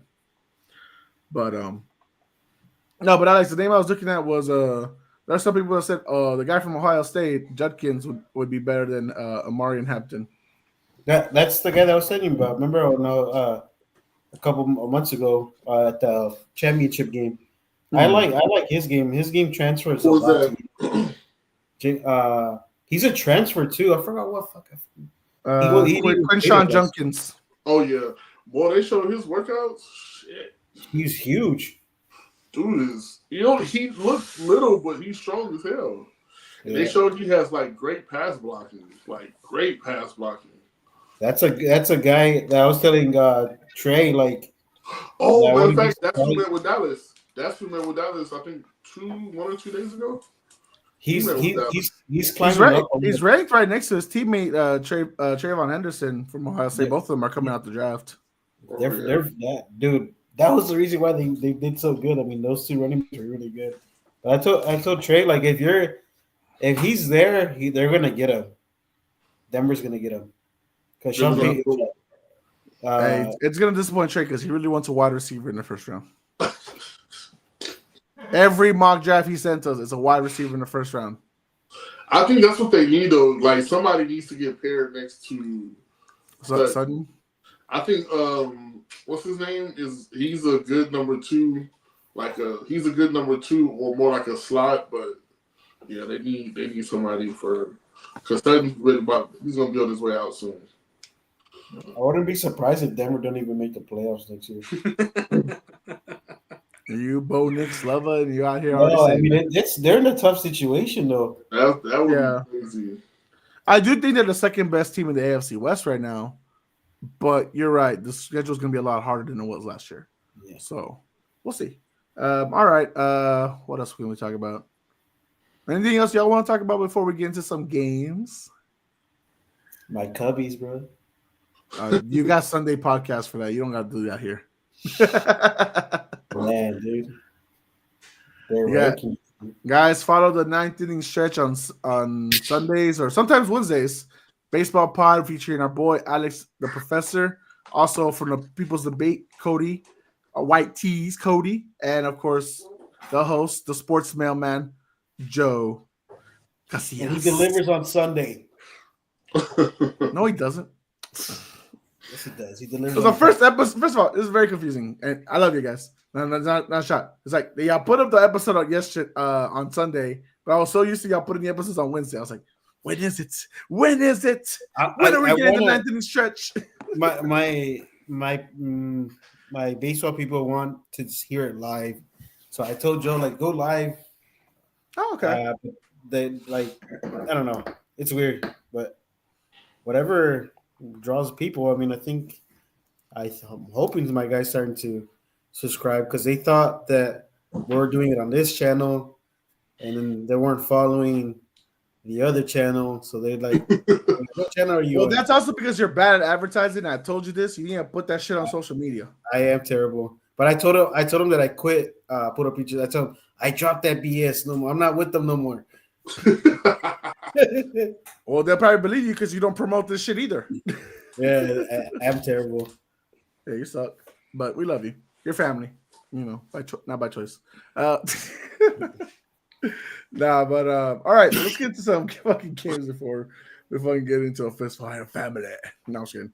All right, guys, let's do keep 3, cut 7 wide receiver edition. God damn. Whoa, shit. So I'm gonna name you 10 wide receivers. We're gonna be able to keep 3 of them, but you gotta cut the other 7. Are we doing this collectively or just? Yeah, we're doing this collectively because it's a lot easier for me to edit on TikTok. Damn. Okay. So hey, there's 3 of y'all, so y'all get to outvote each other if you want to keep them or cut. Damn. But this is all you can't change it once you pick. That's it. All right, first name up, Jackson Smith Njigba. So we gotta decide now, not after. Yep, we gotta decide now. I would I'd vote for cut. Cut. Cutting. All right. Next name up, Terry McLaurin. Cut. I like him, but I just don't know who else is on this list. You know. That's why I hate Jose. Man, he's a stud. He's a. How about if he's not a top 10? We cut. What I mean, whatever. That's up to y'all. It's like I'm gonna tell you right now. If y'all are waiting for a top 5 name, you might not get him here. It's gonna be like these kind of caliber guys. Yeah. I say we keep. I'm cutting. Come to my office. Bring your playbook. You're done. I'm gonna vote to keep too. So I guess we keep them. All right. That's one. All right. That's we're keeping one. them. Okay. Yeah. I swear, I don't know why. I feel like when Alex be like, "Hey, we should," right? Fuck, bro. But you said it's gonna be like this, dog. So I think Scary is one of them. I think we'll be all right with them. All right. Let's go, man. Next name up, Mike Evans. That is not caliber of Scary Terry. Yeah. I said not top 5. Hold on. I said most like not your typical top 5 guys. He's not top 5. You're not gonna tell me Mike Evans is top 5 right now. Man, that's Mr. 1K. Oh my god. You already know my answer. Keep him. Well, now we gotta cut his ass. I ain't gonna lie. Hey, let's cut him due to his age. We'll cut him due to his age. Let's cut him. Hey, let us get one extra sketch. Bro. Let us. No. Oh. Hey, Jose, you better edit all this shit where you know what I'm saying, like that. It's gotta be within 3 minutes, so we'll see. Okay. Don't put me in that mix. Now we gotta cut him. I mean, how many names you got? 4? Yeah, it's only the 3rd name. That was only the 3rd name out of 10. Yeah, we gotta cut we gotta cut him, boys. Let's cut him. I'm with Alex. Let's cut him. Fuck, bro, I don't want to cut Mike Evans. All right, fuck it. Cut him. All right. Next name up, Garrett Wilson. Fuck, Cut. I didn't even hear what you said. You cut off. Garrett Wilson. Oh yeah, cut his ass. Damn, so easy. And he's had shitty quarterbacks and still be putting up numbers. All right, bet. All right, next name up, Puka Nakua. I wouldn't want to keep this motherfucker.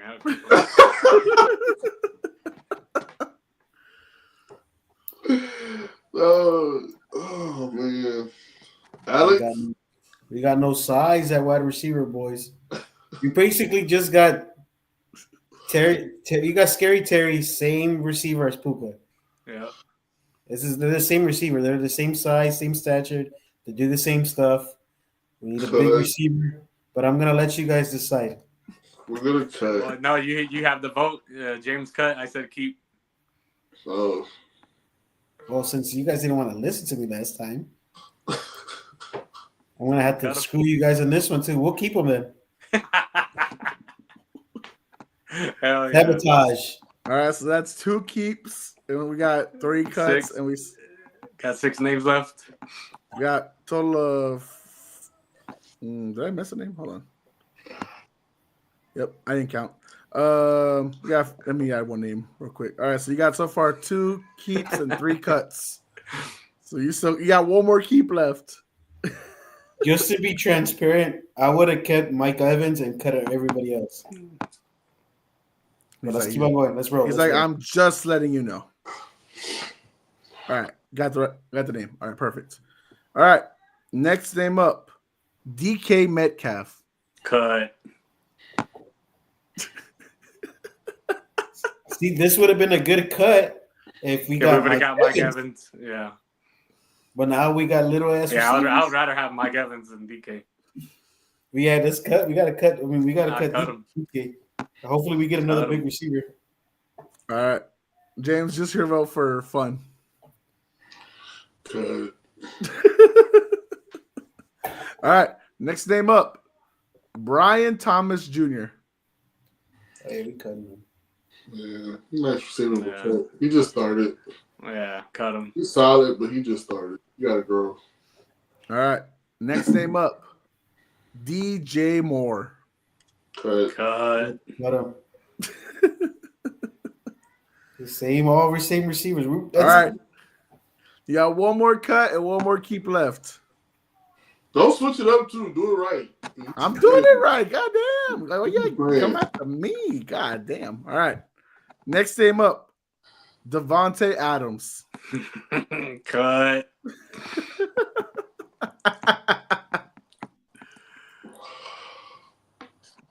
I'm gonna keep. You're gonna keep him? Okay. I'm It's all up to James now. I'm gonna go keep. Okay. So we're We gonna got our keep him, 3.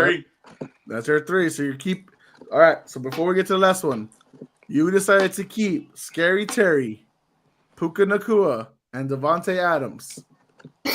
We have cut JSN, Mike Evans, Garrett Wilson, DK Metcalf, Brian Thomas Jr., and DJ Moore. And the last man to not make the cut, Drake London. Oh, yeah, we made the right decision. Yeah. Hey, he had a big time receiving season. I'm just saying. So, hell of a player. The only one that I would switch is I would want Mike. Who would you kick if you put Mike Evans? Who you kicking out? Out of them 3, I'm kicking out Devontae. At this age, like not prime Devontae, but Devontae now. Is Devontae older or younger? He's younger than Evans, right? Yeah, He's probably younger, but I still, yeah. Like a year or 2. Yeah. All right, nice. All right.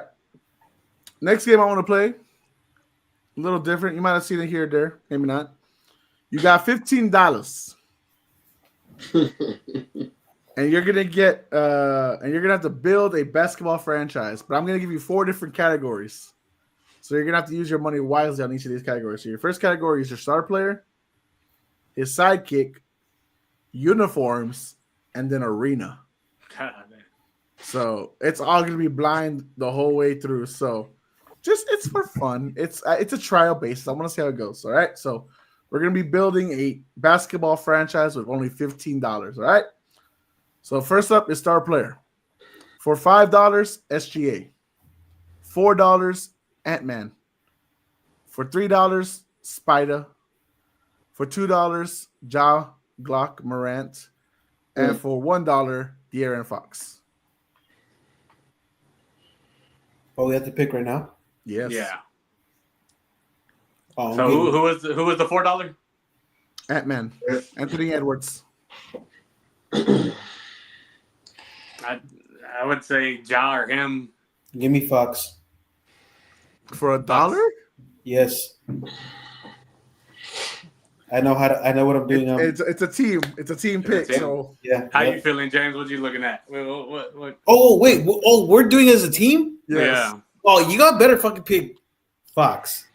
Y'all want Fox? Look, because if we get Morant and we fucking put him in a city of Chicago, he's donezones. So get somebody that can fit in a culture somewhere, and we can put him somewhere. So let me again give you the names. SGA for 5, Ant for 4. Look, SGA's in Oklahoma right now. Look how he's thriving. Ain't shit in Oklahoma. And we got uniforms, a stadium, and what else to build? What And a else? sidekick. And another player. Yeah. You got some good sidekicks though. You don't know that? You don't know what sidekick I picked? I know, but I'm saying like SJ is thriving right now with that sidekick. And the next thing you know, you're gonna get a Josh Primo as a sidekick or something. Oh, shit. So that's what I'm saying. You might get a $5 like. Fox ain't a bad Brown. pick though. Fox is not a bad pick. That's not a bad dollar. It's a good value for $1. So y'all want to agree with star player De'Aaron Fox? But he's not a star player though. That's your star player. This is your friend. This is the guy who's going to sell you tickets. Who's going to get people to the arena. Who's going to win you games. He did it in Sacramento. All right, we're gonna follow Alex on this. Let's go with Fox. Let's go with Fox. Y'all realize y'all can outvote him, right? Y'all don't have to like follow. Yes, his... but we wanna appease the group. We're trying to be team. We're trying to be team players. That's disgusting. All right, you should be like the Nuggets and try to break up. No. These sidekicks, but that'd be really cool. All right, for a sidekick, Malik Monk for $5. Derek White for $4. Oh wow! Josh Giddey for $3. Stephon Castle for $2. Hey, Bronny James for $1. Oh my That's god! Why he got horrible sidekicks? That's what I was saying. Like you didn't have to like listen to. Yeah, They're not terrible sidekicks. I want Castle. We are not getting Castle. He's the best of the bunch. That is crazy. Getting his first team. Did he mean to list them again? Just yes, because I know Derek White at 4. Who is number 1 or 5? Monk Malik was 5. Monk. Malik Monk for $5. I don't believe in Malik Monk like that. Me neither. Well, he's out of this. You could argue him and Derek White are 1 and 2. So, and who's at $3? Josh Giddey, 16 and under Giddey. Dude, he literally averages a triple double. So you can't tell me. Okay, I don't think he actually averages a triple double. I think he's done a lot of triple double the last 2 weeks. I said he nearly averages a triple double. Let me see if that's true. See if you're fucking telling the truth. My vote. I'm letting y'all know right now. I'm just saying my vote is for Castle, but I'm willing to. Josh Giddey is averaging 14, 6, and 8. No. Is that right? Nearly. Nearly. That is near. That is not nearly. It's on the positive side. It's 8 and 7. Yes, it's okay. It's 14, 8, and 7. Yeah, okay. That's nearly. But right. I like Derek White because I like Derek White because he's a proven defensive player. Like Fox is a good defensive player too. He can knock some shots down. Castle is a bucket. I don't give a fuck what y'all talking about. Castle is a bucket. Bucket. Yeah, but he's only got 1 year proven. I think that's what Alex's point. Like Derek White is a proven commodity. I mean, we're gonna save our money for a stadium and uniforms, I guess. Huh? What was Castle? $2. Castle was $2. Well, I mean, who do you want, Alex? You guys are hold on. Y'all are building the fucking Spurs right now. Look at their record. You're the one that picked Fox. I never said Castle. You did start it with Fox. You did start it with Fox. To be fair, you want $1, and he's a good player. I don't want Giddey. I don't want to. I'm not saying it. I don't like any of these sidekicks. I like White. Go ahead and pick your Vaseline. Y'all can vote. So Alex's vote is White. Okay, James' vote. Who's James' vote? Y'all can vote. You can pick for Vaseline. I think best bet is Derek White. He's a proven vet. Vaseline. Derek White. We go with Derek White. Okay, go Derek White. All right, so let's see. I know you only use 5 of the $15, so that means you can go big on both the last 2. Yeah, we got all the money left in the world. All right, but of course, with the last one, you have to be able to sell the tickets for the sizes I'm going to give you. But anyways, uniforms for $5. The Bulls Classic Away Red. You know, the classic reds. You know, the best jerseys in the world apparently. For $4, the Spurs Fiesta jerseys. For $3, no, the Fiesta. You don't like the stripe? They're all right. Wow, that was ranked number 1 for. Okay, whatever. Yeah. For $3, the Josh Mountain jerseys. Old school, Karl Malone. I know. Oh, okay, Utah. If it's not the black ones, I don't want it. The black, you don't like the other ones? You like I like the other ones, but I like the black ones the most. The black ones are tough. They're black ones are fire. All right. The Raptors purple jerseys, Vince Carter days for $2. And then for $1, the Buffalo Braves.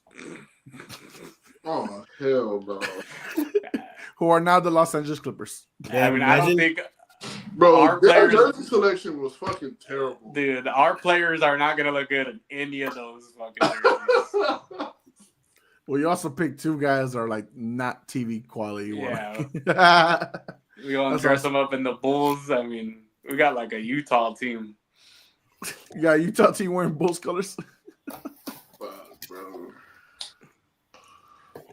Might as well go classic Bulls. Fuck it. Yeah, might as Classic well. Bulls. All right. Wait, how much money we got left now? 5. You can go all big on this one. All right. Yeah, we only spent $3, right, in the first 2 rounds. Yeah, you spent $5 in the first 2 rounds. Oh, we went with Derek White, right? Yeah. All right. So for the arena, for $1, Frost Bank Center.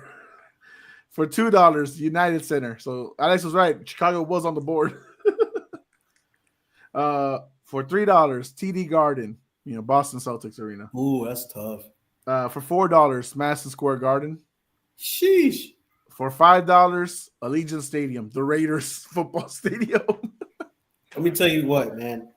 If Jeremy Lin could fucking sell tickets at New York, fuck.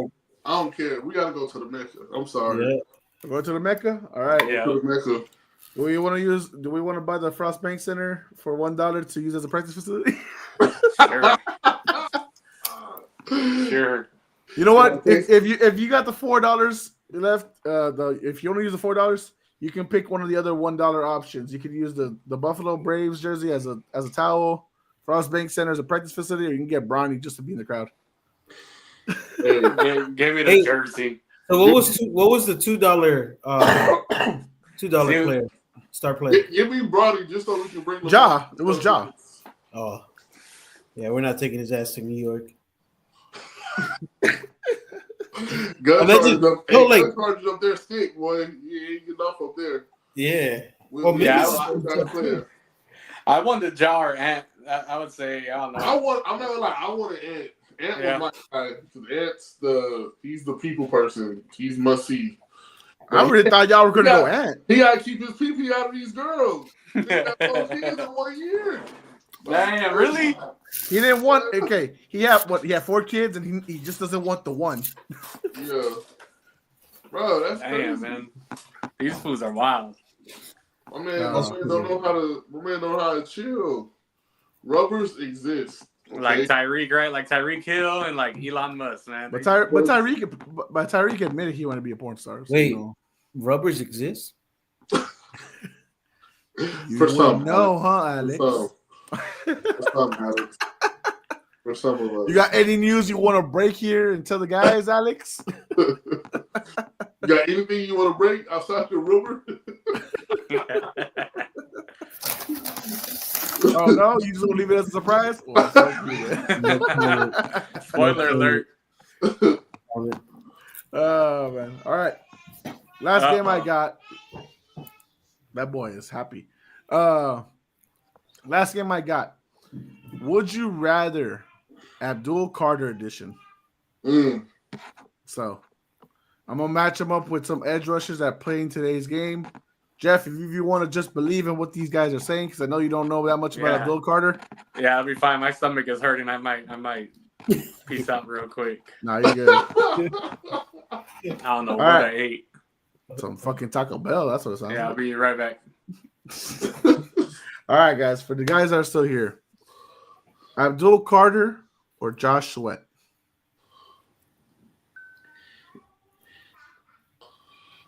I'm gonna go Carter. I'm starting low, by the way. I'll go Carter because he's a stand-up guy. You don't have to have his hand on the dirt, and I'm pretty high on the players that could do both.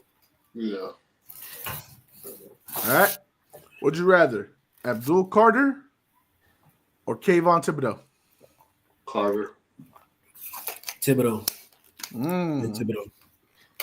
Thibodeau. Oh, I'm tripping. I'm thinking of. I thought I'm thinking of the LSU kid.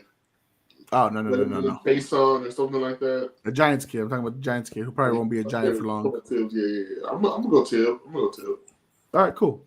Man, it's just gonna get higher and higher, so you might go against Carter the rest of the way. Abdul Carter or Andrew Van Ginkel?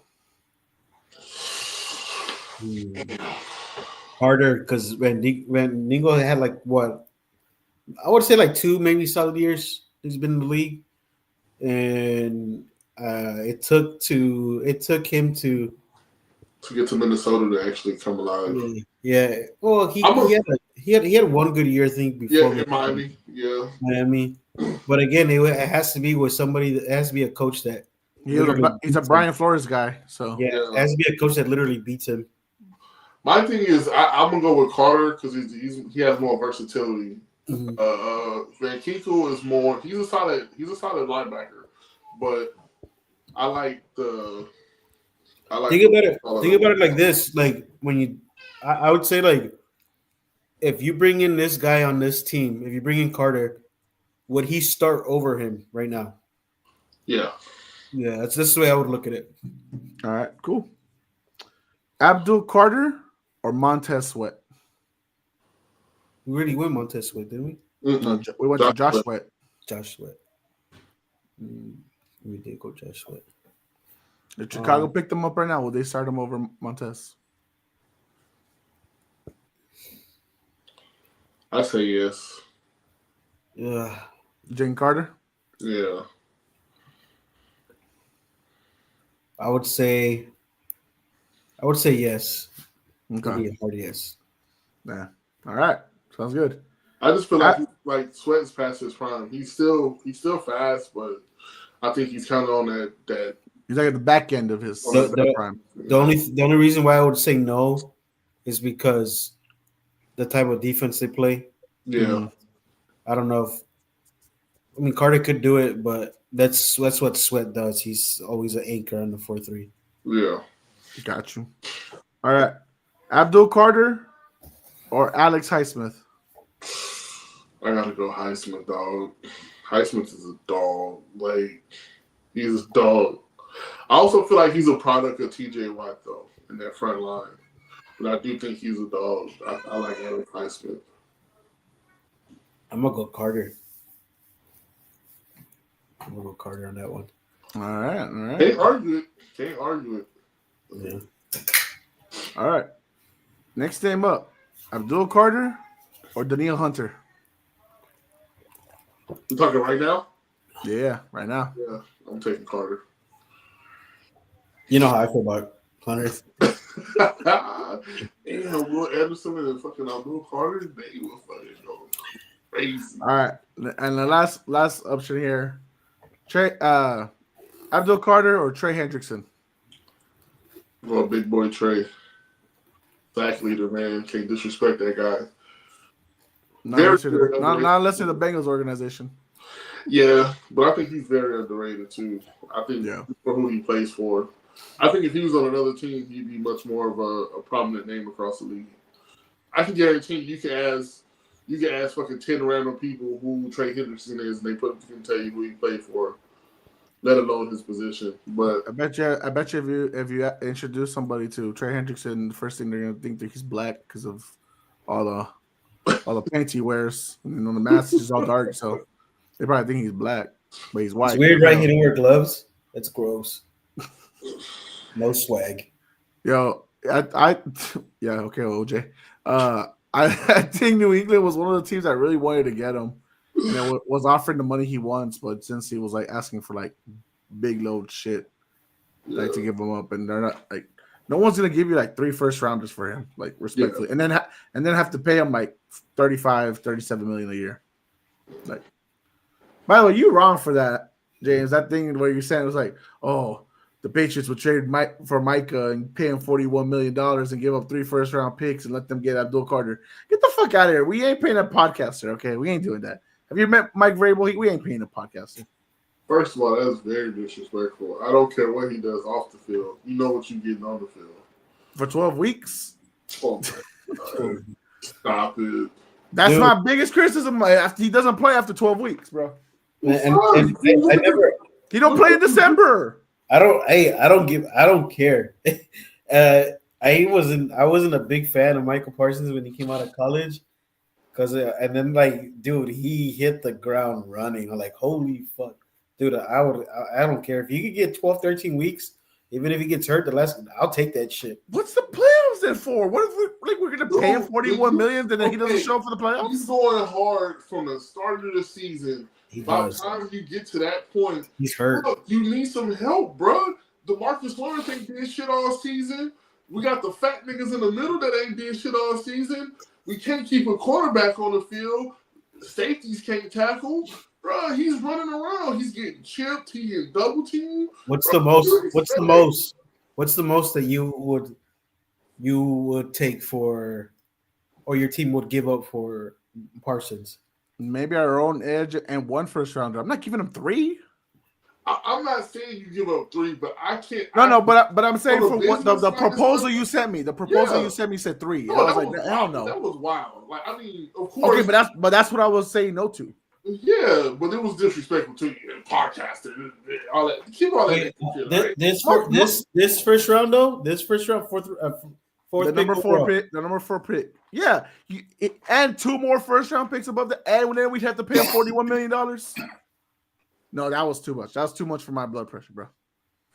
Yeah. For my undiagnosed diabetes, that was too much for me. Undiagnosed diabetes. No.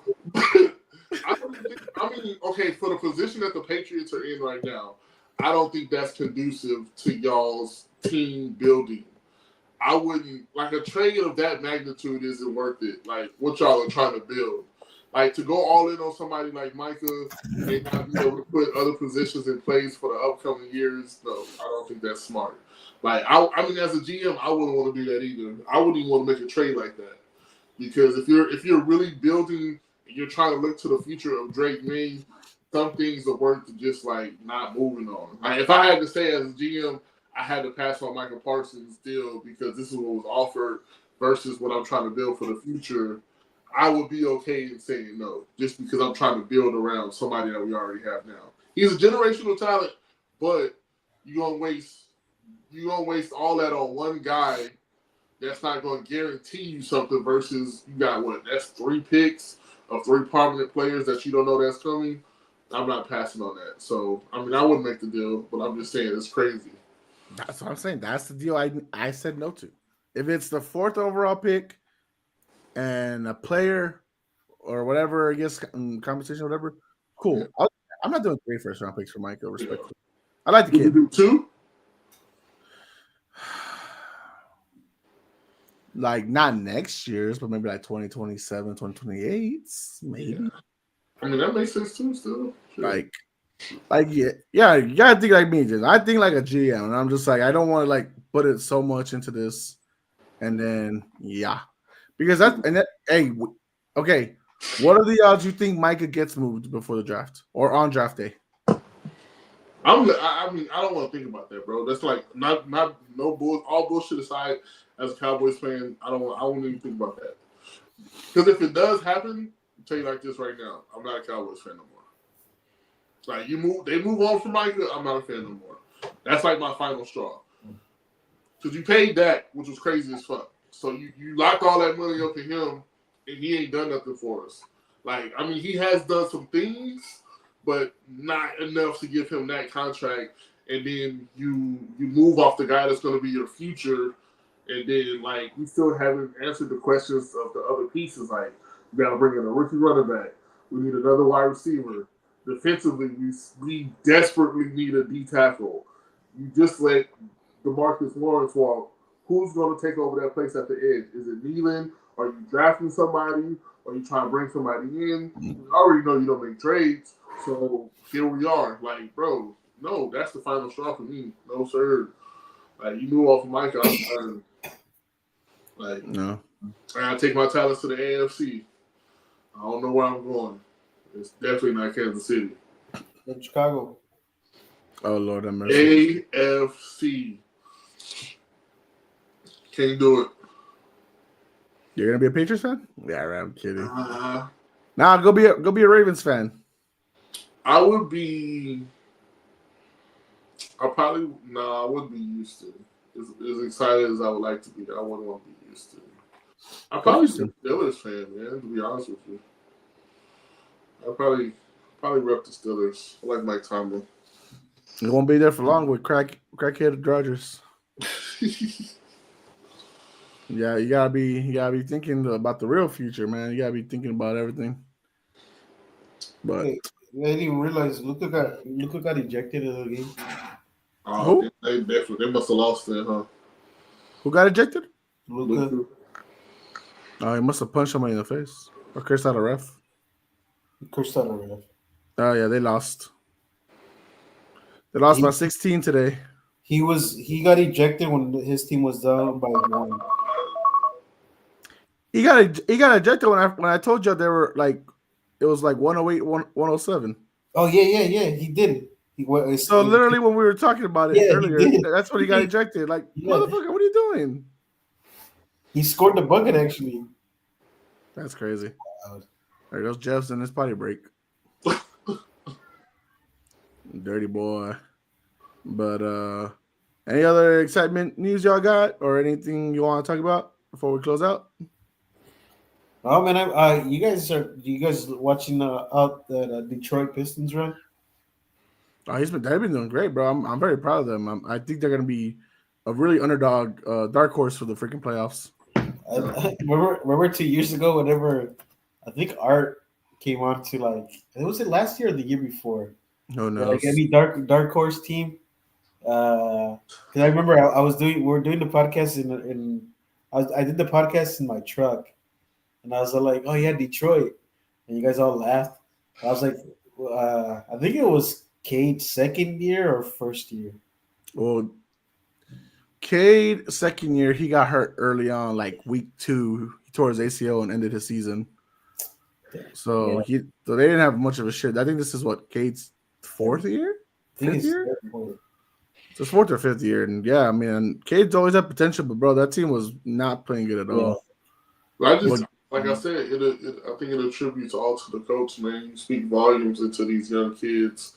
Like, you get drafted to someone like Detroit, you already know it's an uphill climb. People are probably making fun of you, but hell, you living out your dream. You're playing at the league with the best of the best players, and to be able to say you was on that team that got it turned around.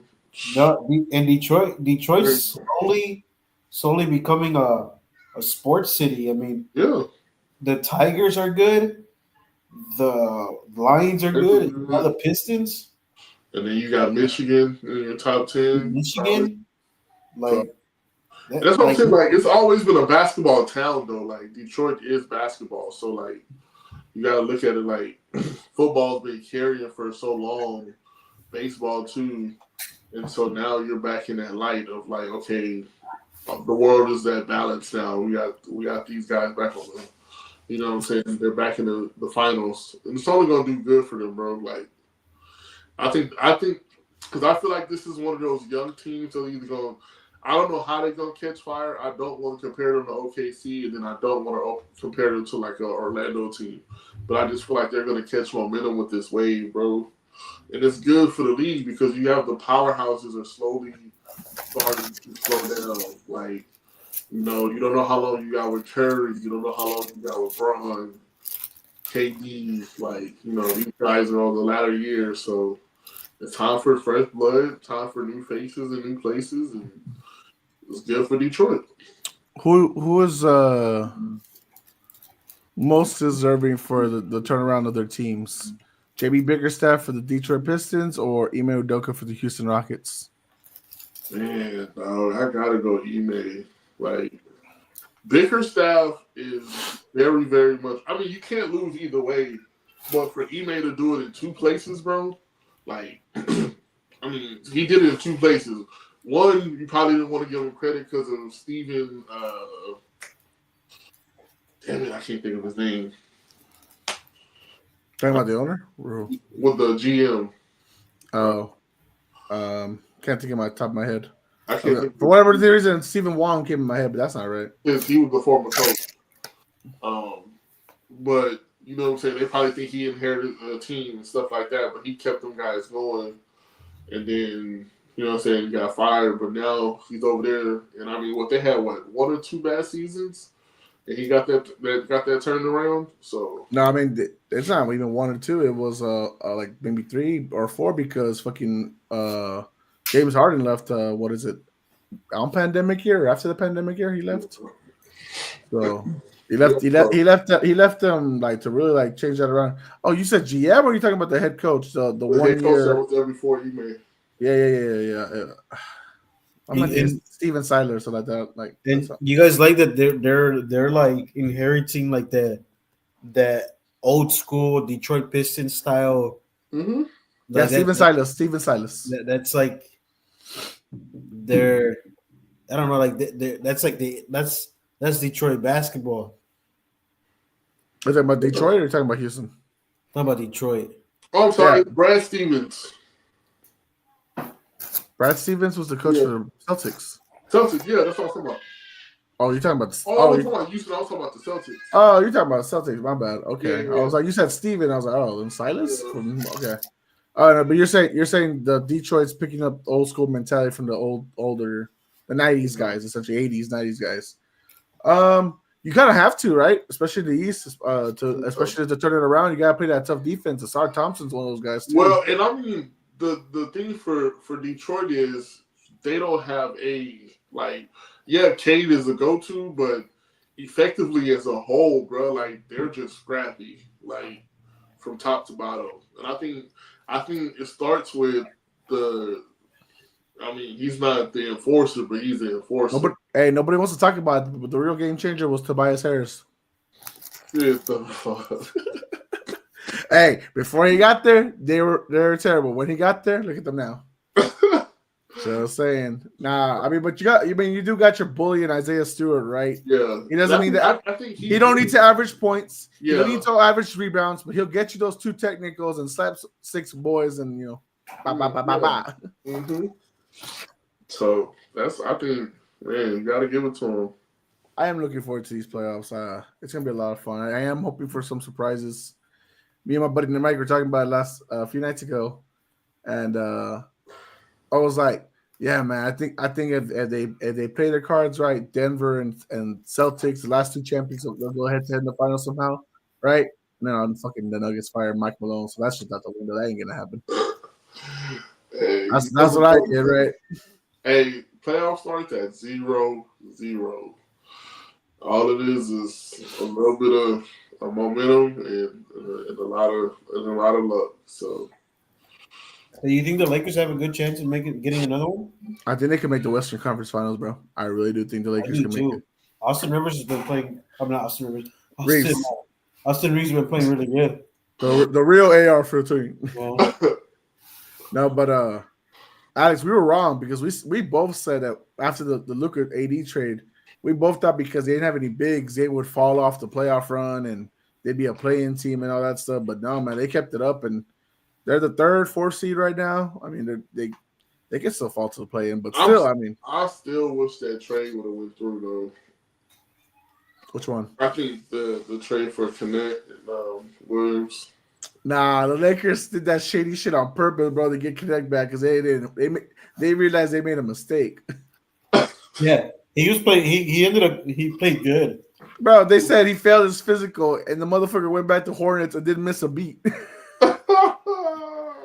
No, they were like, oh shit, we made a mistake. We can't lose Connect. They really like Connect, but I was like, I mean, he's a good rookie. I mean, you don't gotta like invest everything. You're not going to invest everything on him because you got Reeves and you got Luka for the future. Yeah. So like trading for a big now would have been smart. He's a good shooter. If he can learn to play defense, man, he's gonna be a problem. And that's gonna be a great benefit to them. If he can somehow defensively be like, you know what I'm saying, that he can add that to his game. All right, so let's look at the standings. So when we were talking earlier about the shit going on, Minnesota was 7th and Memphis was 8th. That did not mute your shit, bro. You took the camera off, but you didn't take the mic. But no, I was gonna say. But after today's games, Minnesota fell to 8, and Memphis went up to 5th. So, it's gonna be a crazy battle to see who stays out the play-in tournament. Now Golden State's in 7th, so now they're currently in the play-in. Oh man. Okay, I want to ask you this: where does KD fit next year? What's a good team that has a good fit for KD? Basically, in this final run before he retires. Because he won't be in Phoenix no more. He will be leaving Phoenix this summer. Oh, okay. So some names to go out there. A return to OKC. I would love to see that. No to Alex. Why, Alex? Because of that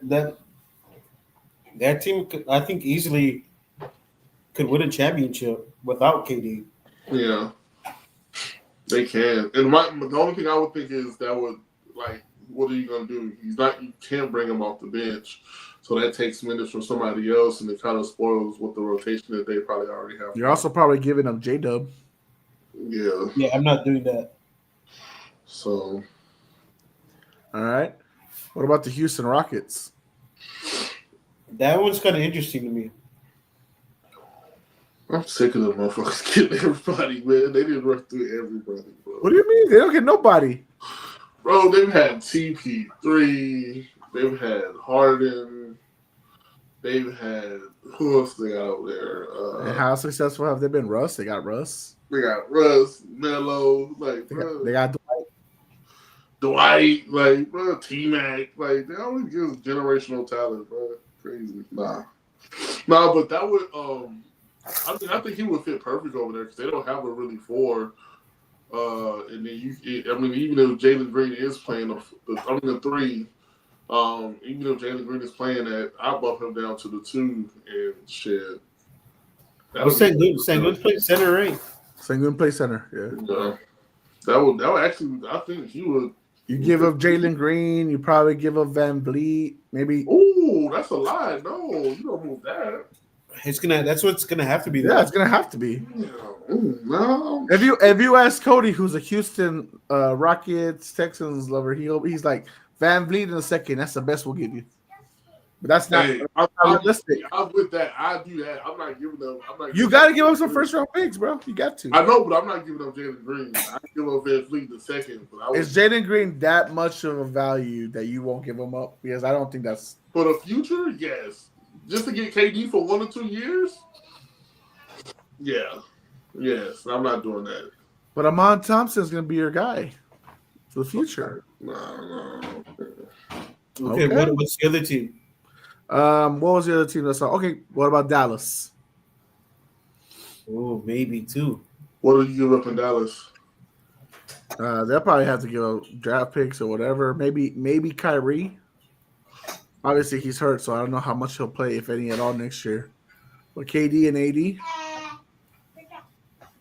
Bye. That's crazy. Wait, Julian, come here. I want the world to know. Go Pats. Go Pats. All right, bye.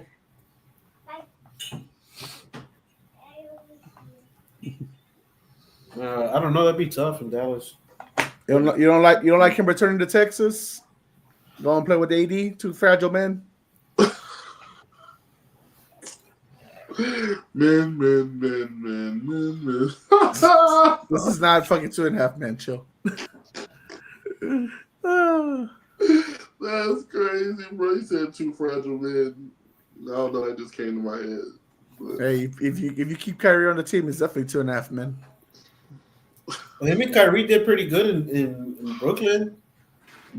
No, Kyrie did not play good in Brooklyn because he hardly played. He played great in Dallas. No, I'm talking about like them two, like them as a duo. Yeah.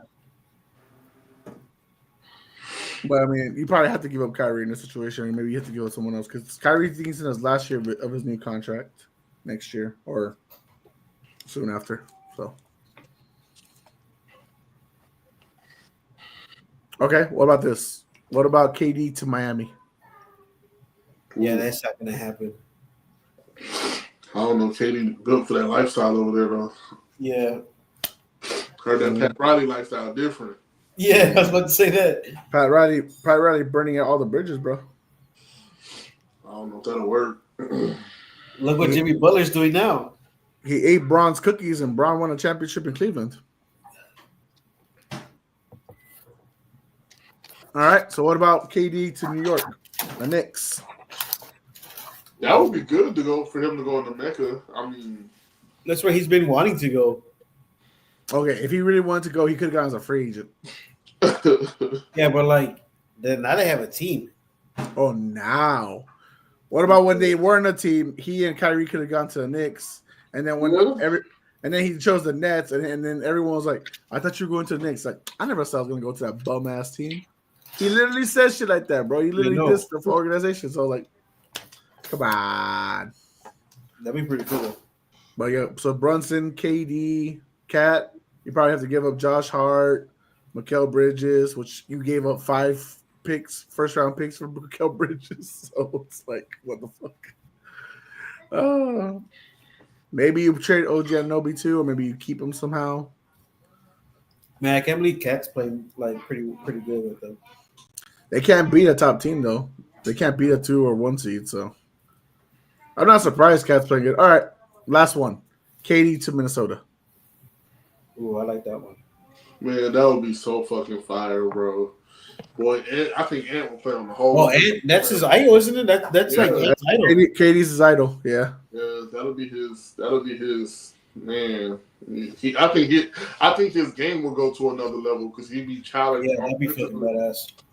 Playing with his, that's like Kobe playing with Jordan or LeBron playing with, you know what I'm saying, one of the two. More like playing with Bryce, dog. Bryce is gonna be good. Bryce is gonna be good. Oh, I can't wait to see him next year, bro. Oh my goodness. I hope they don't start him too. I hope they make him earn his reps. I hope they'll do that goofy shit just because of his namesake. No, they're gonna start him because of his namesake, bro. Don't worry. The Boozer brothers are gonna be good. Oh, bro. College is gonna be so lit next year. Like, bro, if Cooper Flag, if someone gives him an NIL deal that keeps him 1 more year in Duke and he plays with the Boozer brothers, oh my god, give him the title now. Stop, bro. Stop. Those brothers, bro. Oh, they're gonna be crazy. With Cooper Flag, bro, they would be so crazy. Dude, they would probably go 1, 2, and 3 in the fucking 2027 draft. So, and then you got what? You got Kion in Syracuse. Man, bro, the college is gonna be so lit next year. I can't wait. They need to make a rule, respectfully, that says these basketball players can't leave after 1 year. They gotta stay 2 or 3 years, like fucking the women or college football. That's what it was before. That's what I'm saying. They gotta go back to it, bro. Now that they're getting paid, they might as well. They switched it with Zion, there, right? No, they changed it way before that. For the 1 and done, they changed it before Zion. Derrick Rose was 1 and done. Yeah, they changed it like in the late 2000s, right? Yeah. Because before, no, actually, they didn't have it like that because Kobe and Bron came out of high school, right? Mm-hmm. Yeah. So they didn't have a boundary. Then they set it up. KG came up before them. Who it happened to somebody? I don't know. I want to say, wasn't it with Tim Duncan chose to stay off 4 years in college. It was probably like 9 and 10 when they implemented the 1 and done. Yeah. Like around that time, it had to be like late 2000s. Was Perkins a high school drafted too? I think he was. I think Perk was a high school. He was out of high school too. Yeah. Bro, he was averaging like 50 points a game. Perk retired like at fucking 29. Yeah. Yeah, you gotta know when time is up, dog. Had a good run. He didn't know. He was still mouthing off Steph Curry while on the bench. Got that bag, man. Hey, man. Bro, did y'all see that fucking shit? They brought on fucking Marcus Morris, and he was like, Jokic is not a top 20 player. Oh, yeah. Yeah. No, he was a hater, though. He got his ass kicked. That's why. Yeah. Jokic took a shot out to his back, so now Morris decided to fucking take one back to him. Yeah, that's crazy. Yeah, nothing but back shots. Whoa. Oh, man. That's crazy. None of us are watching UFL. Spurs really. Nah, right. I don't think so. Neither am I. I'm not watching the Brahmas. They can't do shit. I'm telling you guys, man, get into some fucking baseball. I know you guys don't like. He says it's too long, but a lot of this shit's going. It's wild right now. A lot of home runs. I got UFC this weekend. By the way, guys, check out me, Milton, and Boy Chad doing Bell to Bell tomorrow night on the Puro Pinche Sports channel and the People's Debate channel. MMA show, UFC 314 preview show. James, I love your stretches, bro. You gotta get your walk in or what? No, I'm done for the night. You're like, I'm not walking these streets this late. I actually did though last week. All my walks were at like 10 or 11. About to get into that bad boy right there. Your little homemade sauna. Yeah, it's a chamber, like Dragon Ball Z. Oh my god. It's your cryo chamber. His hyperbolic time chamber. Yeah. Well, all right, fellas. Well, like I said, next week I say you can prep now if you want, but I want to hear your bingo card. Who you think who's going to be drafted on draft night? That's gonna be tough, bro. I like. What's Alex? That's gonna be cool. I think my friend used to do that. Me and my friend used to do that when we were in high school. But we're weirdos. So yeah. I'll tell Marco and Trey on the chat too, so that way they want to participate. And like I said, we can all chip in like $10 or $20 and loser pays, and then Alex can get all his little milk drinks that he likes. Bro, they went up in price. That fucking those tariffs at HEB is real. No cap, boy. No cap. When I bought them for Alex on for his Christmas gift, they were like $26 for like what was it, a 12-pack, and now they're like $32. And I'm like, damn. Yeah, Trey, them bitches are from China. You gotta be careful. I mean, not China. Canada. I was like, Trey, you voted to raise these prices. Careful.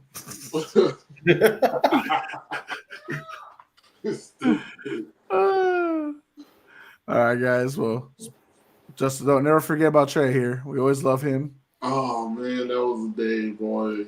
That was a fucking day. That guy was giving you dimes and No, he ain't wrong, bro. He ain't wrong. When me and Trey would ball at the St. Paul's fucking church basketball court, bro, he would find me when other people couldn't. I would run, cut in, fucking into the basket, and he would find it and he would throw it. He would nutmeg motherfuckers. He would find me and fucking get me the ball when he's at the halfway court. He would see me.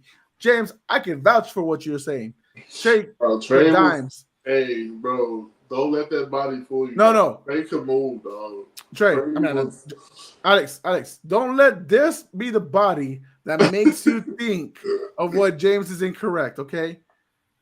Man, I can't play anymore. It sucks. I'm gonna tell you like this. Oh my god, bro. I wish I could find a dude that used to record us. It was a guy that used to record us and all that shit. Like he used to take pictures. Like if I find it in my phone, I'll show you what I look like when we were hooping and we were doing those midnight runs. Cause like the body I have now compared to that picture, bro, is fucking insane. To be fair, the first time I saw James, I was just like, this guy looks 6'5". He looks 300 pounds of muscle. I'm scared already. And he's hitting up, and he doesn't know how to hit a volleyball yet. But when he does, oh my god, bro, you should have saw me. Probably 2 months later, shit. I would still see you here and there because I turned into a monster. They coached me with this one dude, and fuck it, I took off. They started making me play A. I learned how to swing. I learned how to block. See, I probably would have learned all that stuff if I knew how to jump. I still can't get off the floor. Bro, dude, I promise you, and there's no disrespect, dog, but there's some, I play with some beast-ass Mexicans, bro, that wasn't the best jumpers, but fuck, bro, they knew how to swing. They just, couldn't get off the ground, but if they got enough over the net, bro, they were punishing people. I didn't know men in general play volleyball like that, in the city, bro.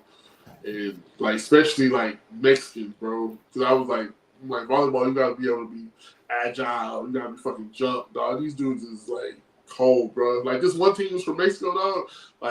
Dog, they're all I think it's 2 guys and 6 girls, and they're fucking dude. I'm talking about my mom, your mom.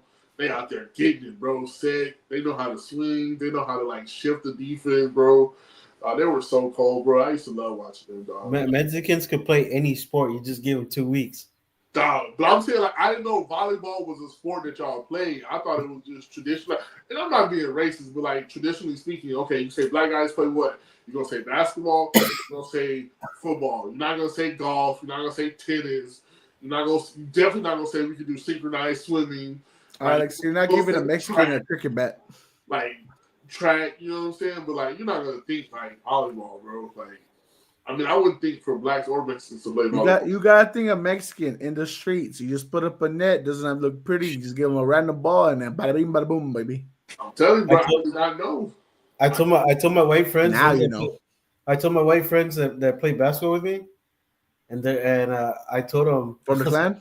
I was like, no, because they play tennis and they play what's that shit called? That it's like tennis, but it's that. Pickleball. What's it called? Nah, it's not pickleball. Oh, I think you're saying badminton. Pickleball.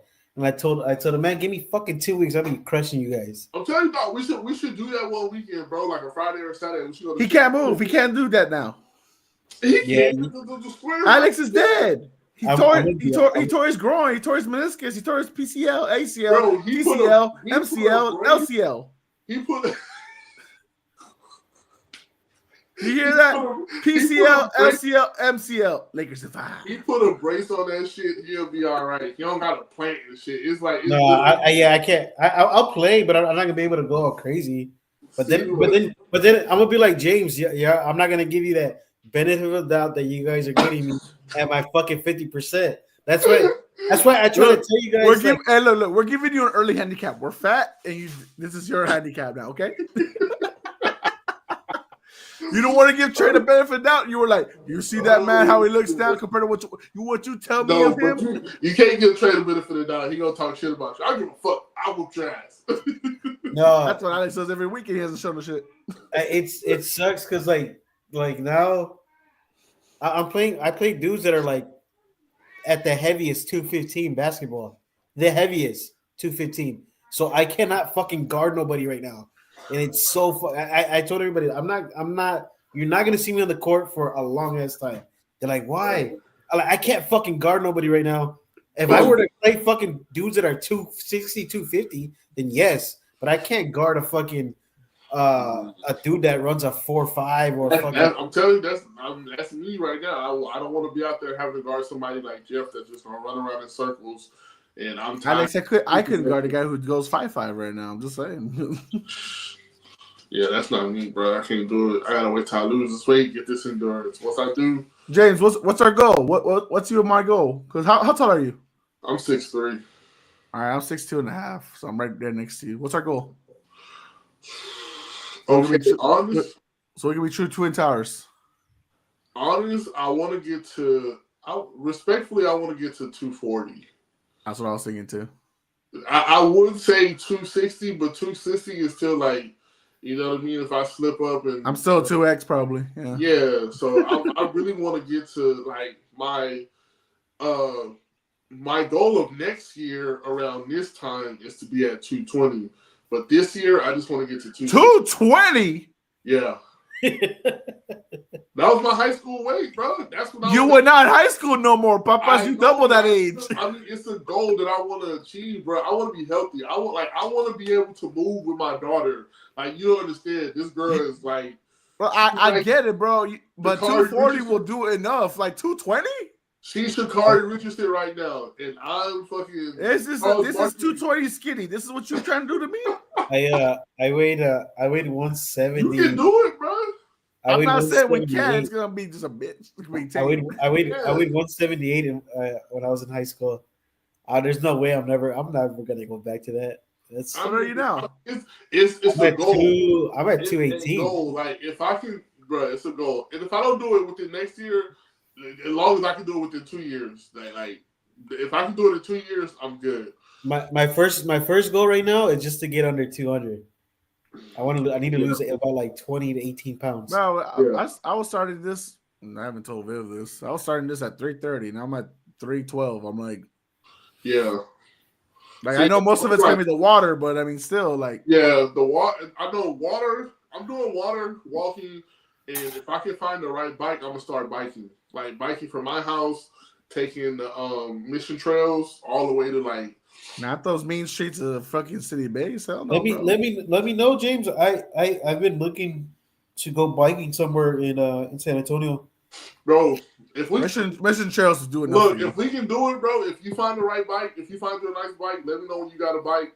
I got one. Bike, and we can just start Mission Trails because my goal is this is my goal, bro. And I know it's long and crazy, but I would like to go from here to the Pearl and then back. Like that's what I want to do. Sheesh. Hey, I'm down. I'm always down to do stuff like that. And I think it's like his goal is going to the Pearl, getting all the big snacks, then go back home. Hey, Jared did that. Jared from a Subway. See, okay. Jared from Subway did a lot of things that we shouldn't be doing. Okay, I'm not gonna hear shit from this. And Subway's gone downhill in quality ever since they found out that shit. Oh, wow. All right, man. Let me get off, man. I gotta go eat, shower, and all that. All right, I gotta fight this kid who's supposed to be in bed an hour ago. Hey, for real. I hear you, man. All right, guys. For Jeff D. Lujan, as in delusional, as in the caca. The Professor Alex de la Cruz, humble hater James. I am Jose Garza. This is Hooligan. We are Puro Pinche Sports, and we are out.